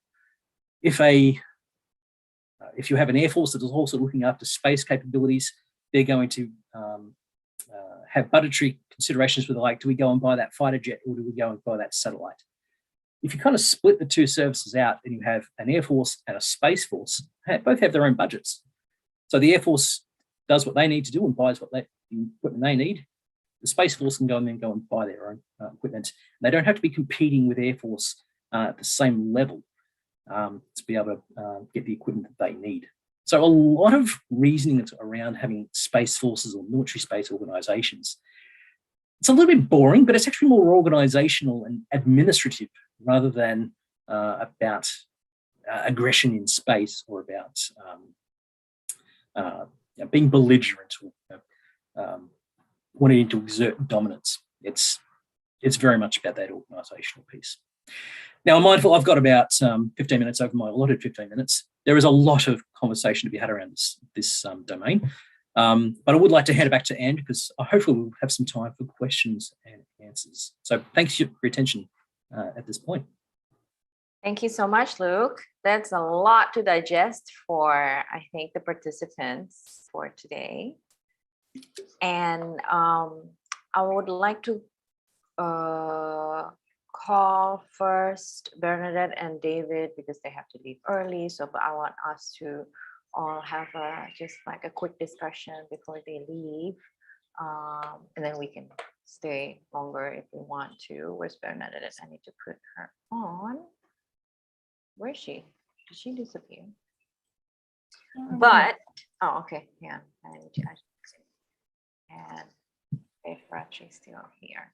So I think the most interesting part is also how like, I just checked the University of Defense website, our University of Defense. And I remember that I wanted to study there a few years back in 2014, and they have this total war, a few majors, total war strategy, and then I haven't checked it for a long time. Now I just checked it. Even in the total war strategy curriculum, they don't have space component in it. And then they have new ones, I think, strategic land defense and maritime and I guess, like udara, air. So, and then they have space diplomacy. So I think it's, I know that I think there's Unhan Defense University participants here and also the lecturer. And also, of course, Pak Andre, you could probably, like recommend them to consider having a space component in all of, as a major or even as elective. We could all do, David would be more than happy to be a guest lecturer. Also Luke, because I think it's highly important working with the Air Force back in 2014, but it was still more, we're still in the purchasing fighter plane process, so they just signed the Rafale from Dassault, and that's a big purchase, but we're still there. Although back in 2013, actually the first time I started to become involved in space was because the Boschka, so Boschka is our observatory, we have a university and they have an astronomy research institution, and they were they want to build a new observatory because the one we currently have is very old. So at that time, I was very active in the defense and military area. And I basically say, like, if there is of course they need budget to build the observatory in Eastern Indonesia, correct? But I was saying, like, well, it can't just be pure scientific, for a justification for a bigger budget, especially Eastern Indonesia, where infrastructure is not even built. Who's going to build a road? What's the maintenance is going to be? There has to be more than just science to justify having an observatory in Eastern Indonesia. Find a military and defense justification, then we can bring this up to the related commission. Because and then I started digging up on it, because of course scientists, they just want science, right? And science is not going to feed the operation and maintenance of the observatory, especially in a mountain. So they also didn't want to make it commercial like Europe observatory. So it's difficult. So the only thing that can justify it is we use it for military and defense purposes, correct? So I started digging. I said, hey, the US have a naval observatory. They have their own. And like even from day one, they travel everywhere. They look at the stars. So Navy is very important. Space is very important.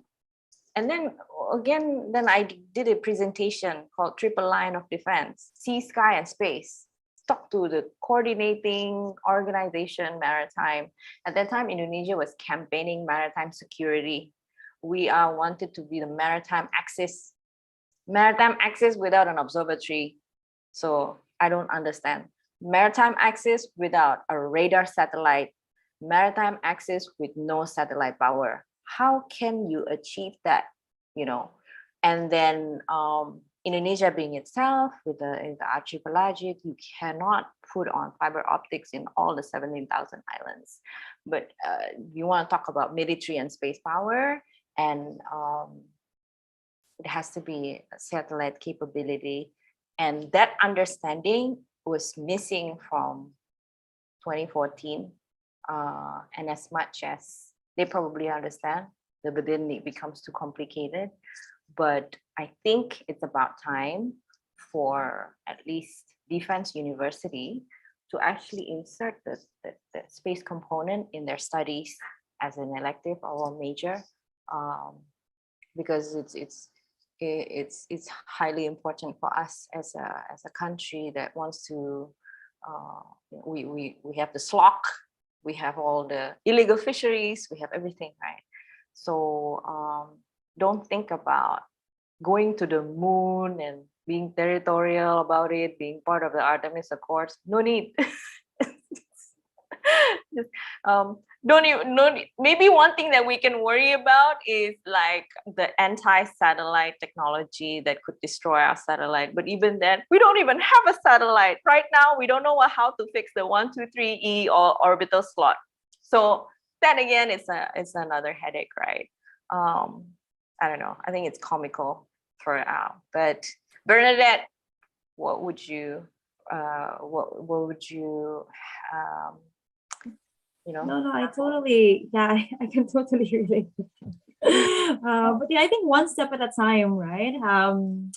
Eventually we will get there. And I think I can just imagine for the audience, like this is a way for them to get the exposure to these kinds of issues happening. So I guess even if like Indonesia is currently just not yet there, but I think I just think that this is really a good opportunity for everyone just to hear what's happening, and from these experts, David and Luke as well. And I hope they were really a bit excited about it as well. And also, Luke, I know you've been plugging the Expanse in your presentation. I also I am a really I'm really a big fan of it as well. And ever since it ended, I'm also considering reading the book now. But I really recommend everyone to watch it as well, because it really gives you a bit of a realistic picture of what could happen in the coming years. And it's really interesting. Go Belt Louder. Go Belt Louder. Support the Belters. I watched Space Force on Netflix. That's actually pretty hilarious. I watched. Oh one, yeah, I watched one episode and I was like, this looks like my meetings. So that's Support General Nair. Support General Nair. It's like this one was my boss. This one's the director. This all sounds very familiar. And also, season 2's just come out. Yeah, and also for the Indonesian, especially again the Unhan students, if you want to start learning about space law, this is the book. It's Basic Concepts of International Law and International Space Law by Professor Supancana, of whom we are all very familiar with. He's one of, if not the expert of our space law affairs. In fact, maybe he's typing the arbitration today for all of our space headaches in Indonesia. But this is the translation, Indonesian translation of the UN um, academic on the space law and stuff. So if you can read about that, and then we can do workshops about that as well, just to give you the basic understanding before you get into space law. And David, oh, actually, hang on, Bernadette, you're also, I mean, you coming from Philippines, right? Philippines just also had Yes, exactly. That's like it space totally relates agency. to what It's still to the moon as well, very far from space power in the Philippines. So at least in our end, we have an agency for a while already. So but David, Singapore being the regional hub for everything. I don't speak in behalf of Singapore. I may live here, and but I do not speak on behalf of Singapore. In fact, I don't speak on behalf of anyone on this call except for myself. Yeah, but I don't know. My response to what you said earlier is, I don't agree that Indonesia is far away from being a space power. I think as long as the government, the industry, and the talents align, you can get there quite quickly. The fact is, these days, if you have enough money, you can buy yourself a lot of satellites, a lot of launches, and you can establish a space company if you've got the money. If you haven't got the money and you've got the time and the knowledge, you can build your own CubeSats and have them launched, not for a lot of money. And you can learn and get a strong heritage just based on that. If you have neither of those, and you have a Lapan, and you have got government officials who are interested and keen to explore this area of this domain, then yeah, you can also do it. I'm aware of talented people who are in Lapan, and I think you can achieve something if you focus your energies, which I'm sure Lapan is doing. So I am a little bit more optimistic than you about maybe that's because I'm an outsider. I can be. I mean, as an insider, I think you tend to need to adopt a more pessimistic, realistic angle. But as an outsider, I look at Indonesia and I marvel, because I think fact is it's one of the largest countries in the world. As you said in the beginning of this speech, of this session, it's got a young population that is motivated and plugged into the rest of the world. You've got officials like Pak Andre, many others, Pak Thomas in Japan.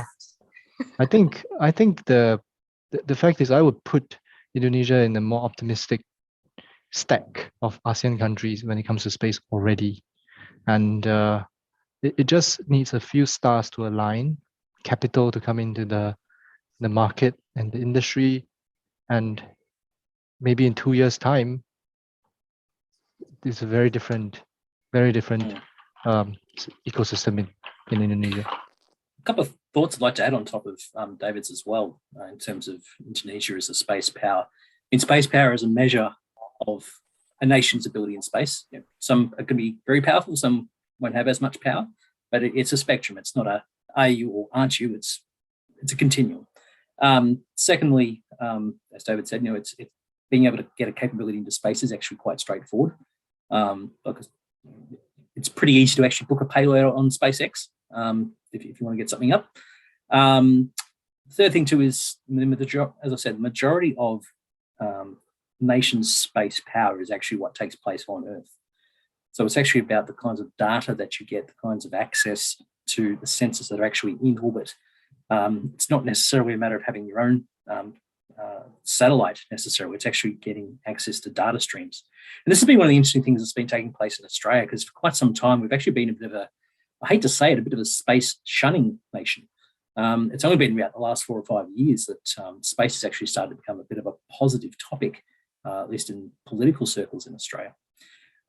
Excuse me.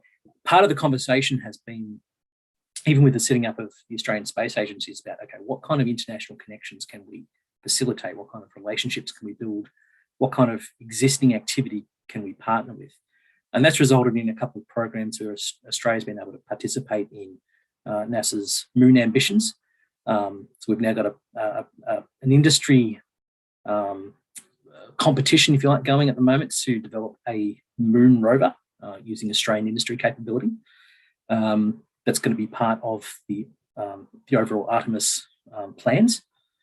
There's and also in the defence space, but also even in general civil government, where everything from geospatial information, what kind of connections can we build with other industries and other providers around the world, and bring that data to be able to just be more intelligent in the way we make decisions about what we do as a nation.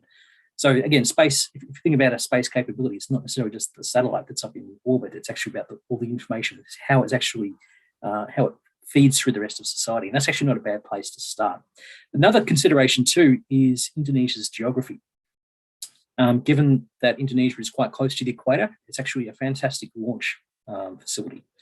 So that might be something to consider too in the coming years, is about what kind of launch operations could be facilitated out of Indonesia. It's a better place than the US is, depending on the kind of orbit you're trying to attain. So that could make for some interesting opportunities in the future. You're adding our homework by saying that. That's been a headache, but anyway, stop giving them ideas. Anyway, so let's do this. Let's take one last picture amongst us, because David and Bernadette has to leave, and then we will invite the participants to open their camera, and then Luke can stay back to discuss further. Yeah, 1, 2, 3. Another one, just for assurance. 1, 2, 3.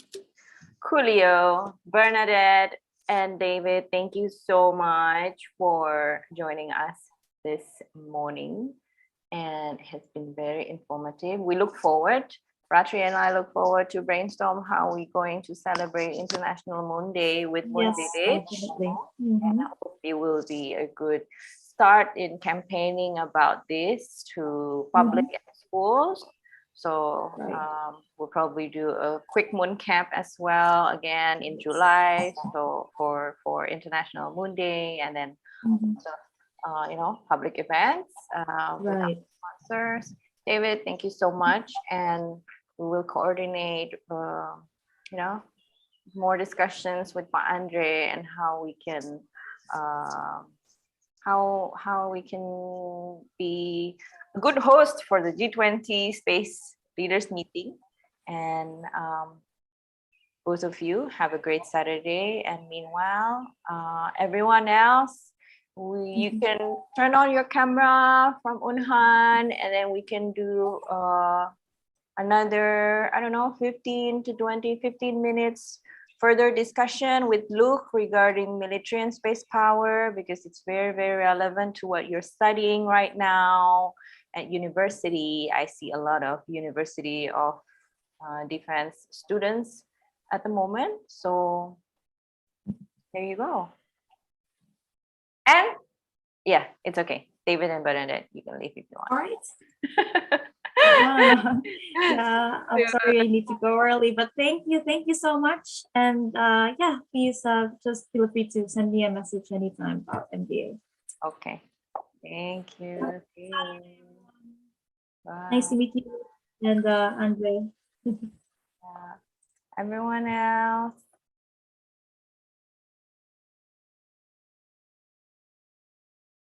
How come nobody's showing up? There's 78 people right now. Turn on your camera so we can take a picture, and then. Well, while everyone is turning on their videos, actually I have a 3-second question for Luke. Okay. Which I'm very curious about, because the thing that I have always assumed is, or rather not really assumed, but the thing which I have always been contemplating is, to what extent does the nation need a full stack of space power, indigenous launch, a launch site in the country, the ability to build satellites small to larger, the ability to, well, at one point in the future, the ability to go back up and fix or take down or refuel your satellite assets, and then maybe at the end of the spectrum, the ability to send human beings into space, onto the moon, onto Mars. Obviously, I think the latter two are not that critical, but to what extent building indigenous satellites and having a spaceport in the country controlled by the government or controlled by local owned entities, to what extent is that crucial for space power? That's a great question, and I wish we had another 3 hours to talk about it. In short, you're right. Not every nation is going to need to have a full launch capability and satellite development ability and ability to launch people into space. This is where it kind of comes into space also being a global endeavor as well. Even when we're talking about military space power, I don't think it's going to be each nation's going to have their own separate space force that just kind of does their own thing. There's going to be a lot of alliance building. There's going to be a lot of information sharing. In fact, that's even a big part of the US space doctrine is around about, okay, how do we kind of facilitate space for our allies and our friends? So it's really like a big part of it is relationship building. And underneath that will then become the technology sharing as well. There is some benefits to having one's own launch capability. They're not entirely relevant right away, but there's a concept referred to as responsive launch. It's probably something to become more of an issue or a thing maybe in the next 5 to 10 years. If a satellite does get taken down by an adversary, having the ability to be able to go and put in a replicate capability within a matter of days, maybe even a matter of hours, becomes an advantage.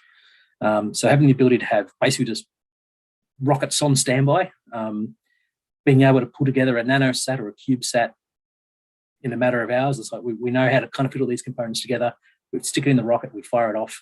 It's not going to last for a long period of time, but if it's a critical situation that we need to have a particular sensor on a particular area, or whatever the case might be, having that responsive launch does become a useful capability. But again, in terms of some of the bigger stuff, especially putting a large satellite into orbit, probably not as critical. Also, and you mentioned about the on-station repair. That's a really interesting area that's probably going to be where a lot of emphasis and attention is going to be put on, is how do we actually make sure that satellites have longer lives? Because currently they're actually quite limited, particularly in terms of how we service them. But the only satellite that's ever really been serviced has been the Hubble Space Telescope. Everything else just goes, oh, well, that didn't work, we'll just let it die. So changing that attitude and that operational concept to we can look after things in orbit and doing space maintenance, that's going to be a very interesting area of activity in the next couple of years too. Thank you. Thank you, Luke. With that, Anna, I sign off, and thanks for hosting this session today. No problem. Thank you, David. Thanks, David. Great to meet you. Pleasure. Yeah, I think it's not just always space, infrastructure, but it can also be space analytics, in which also I think we as Indonesia is where we're also trying to build up, because in the end of the day, with the amount of low Earth orbit satellites at the moment, filing and for Earth observation, if those images are not analyzed and processed into insightful information to stakeholders, then it doesn't really, it's not really informative. And in the end of the day, the space power lies within the space data. And that's one of the objectives of the many objectives that we're trying to do, is to build up the space data analytics talent from Indonesia, because we do have the bonus demography. And in the end of the day, it's those who master the data has the power. So again, there's many different pathways to military and space power. In this case, maybe not military, but it doesn't always have to be from infrastructure. It can be from the space data as well. So we're not looking quite good on camera. Everybody's missing. We see a lot of like backgrounds, but we don't see people in it. So it doesn't really make a good picture. I see a lot of these Redo Cadet of Physics. Where are you guys from? There's like a bunch of you. I've never seen you all before. And Mora, Shalom, Dimas Prayogo, if you can show yourself on screen, that would be lovely. Otherwise, we have a lot of blanks here. Hi, Alexa. I think it's like a very, very early morning where you are. She never skipped a session. And also Ivan somewhere is listening. Tejas, very wonderful of you to join us. And there will be an afternoon session, but it will be farming and microgravity and space nutrition. So it's going to be a completely different topic than this morning. But if you're joining, then you can have lunch and then we'll join again later, 2 o'clock. But let's take a picture now, even though a lot of them is missing. 1, 2, 3. Oh, when you say you're going to take a picture, then people start showing up. Okay, 1, 2, 3. That's it? No more? We have 70 people here. I think everybody's still in their pajamas or already. Maybe. Maybe. I think so. Okay, we'll try one more time. 1, 2, 3. Okay. Well, if any one of you want to ask a question directly to Luke, I think even Pa Andre is missing. Where is he? He's like, he disappeared. Maybe he went to the bathroom or something. Anybody, if you want to ask something to Luke or Ratri, do you have anything to conclude from today's session? You've been very quiet. No, I think it's been a super interesting discussion and with the different types of stakeholders as well. So really, Pa Andre will be, we'll be banking on you as well to help us sort of push this agenda forward, especially for Indonesia. And especially Australia being our strategic partner. And sometimes we have good relationships, sometimes we don't. Well, that's diplomacy, I guess. And but in the space cooperation greater scale of things, you're the closest strategic partner that is pretty much growing your space industry. Government is hugely committed in building all of the infrastructure facility for startups, and you need talents as well. Indonesia students go to Australia all the time, so that's also one thing that I'm one of those. me too, and we hope to cooperate and promote the Rover Challenge together with our Australian counterparts and see how we can synergize, because we have robotics talent here, for robotic arms or for lunar rovers. It'll be interesting. And aside from that, I think in terms of space power, there's IKAHAN. IKAHAN is Ikatan Pertahanan Indonesia Australia.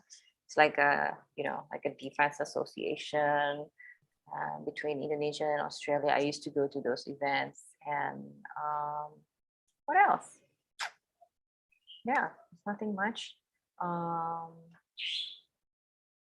There's one other thought too, in terms of building a domestic space sector, possibly also around the area of humanitarian response as well. And it's probably something that potentially with Australia and Indonesia might be able to work on together. And I'm not talking in any official capacity or anything like that. But obviously, there's quite some distance to cover between one end of, from one end of Australia to Indonesia, or even from one side of Indonesia to another. There's a bit of a distance.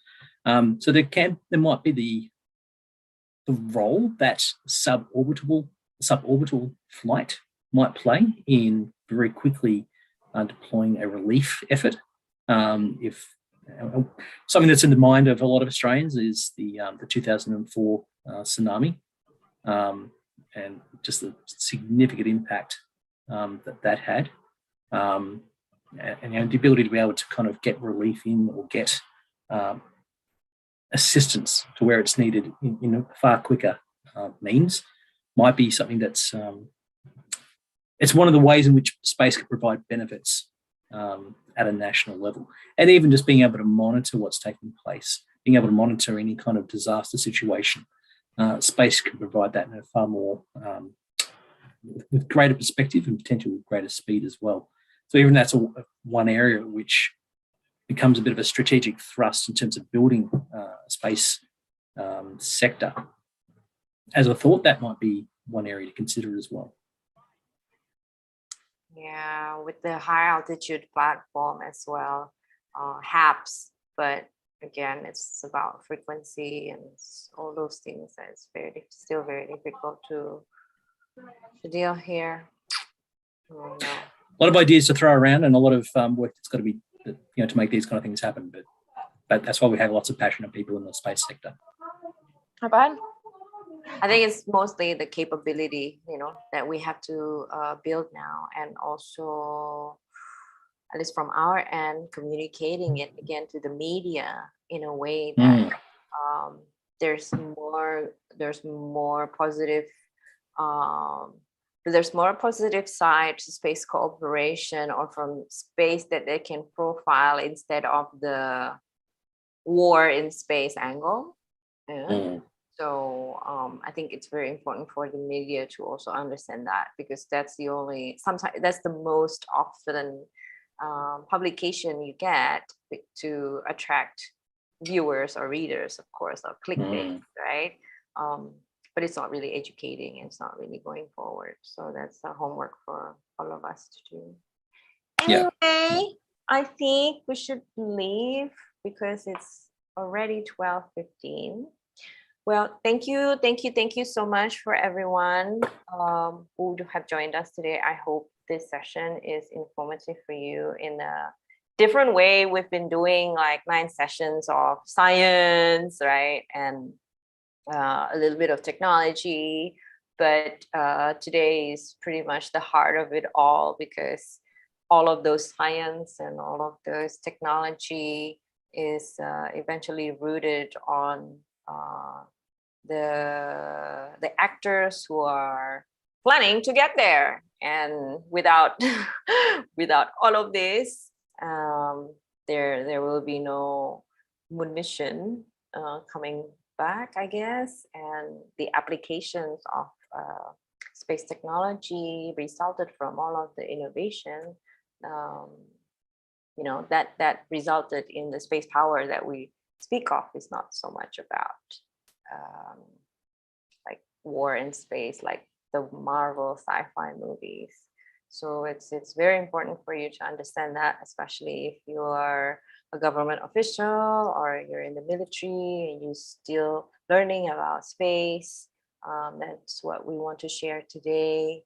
And our next session is going to be completely different. As mentioned, it's going to be on farming, space nutrition, technology transfer boundaries in this case. So if you are joining us next, I don't know if Europeans, you're going to stay up late until 9 o'clock in the morning. I think you should sleep, Alexa, really.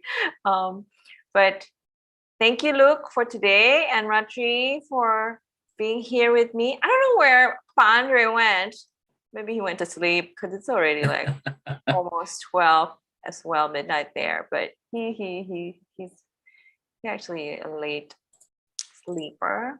But yeah, have a great weekend. Don't forget to fill in the certificate for to complete, and please be patient as we process everything, because we're still focusing on this. And don't forget to tag us on social media if you post anything about it, and shoot us any messages over WhatsApp or Telegram if you have anything you want to ask directly. So have a good Saturday. Have a good evening. And I'll see you later for those who are joining the after lunch session. And thank you, Anne, for organising all these sessions. They've been fantastic. No problem. Thank you, Luke. I hope it will answer all of your survey questions, and we should do more sessions like this for the Defense University and for the government officials as well. Sounds great. Yeah. Okay. Take care, everyone. Thank you so much for tuning in. Bye bye. Thank you.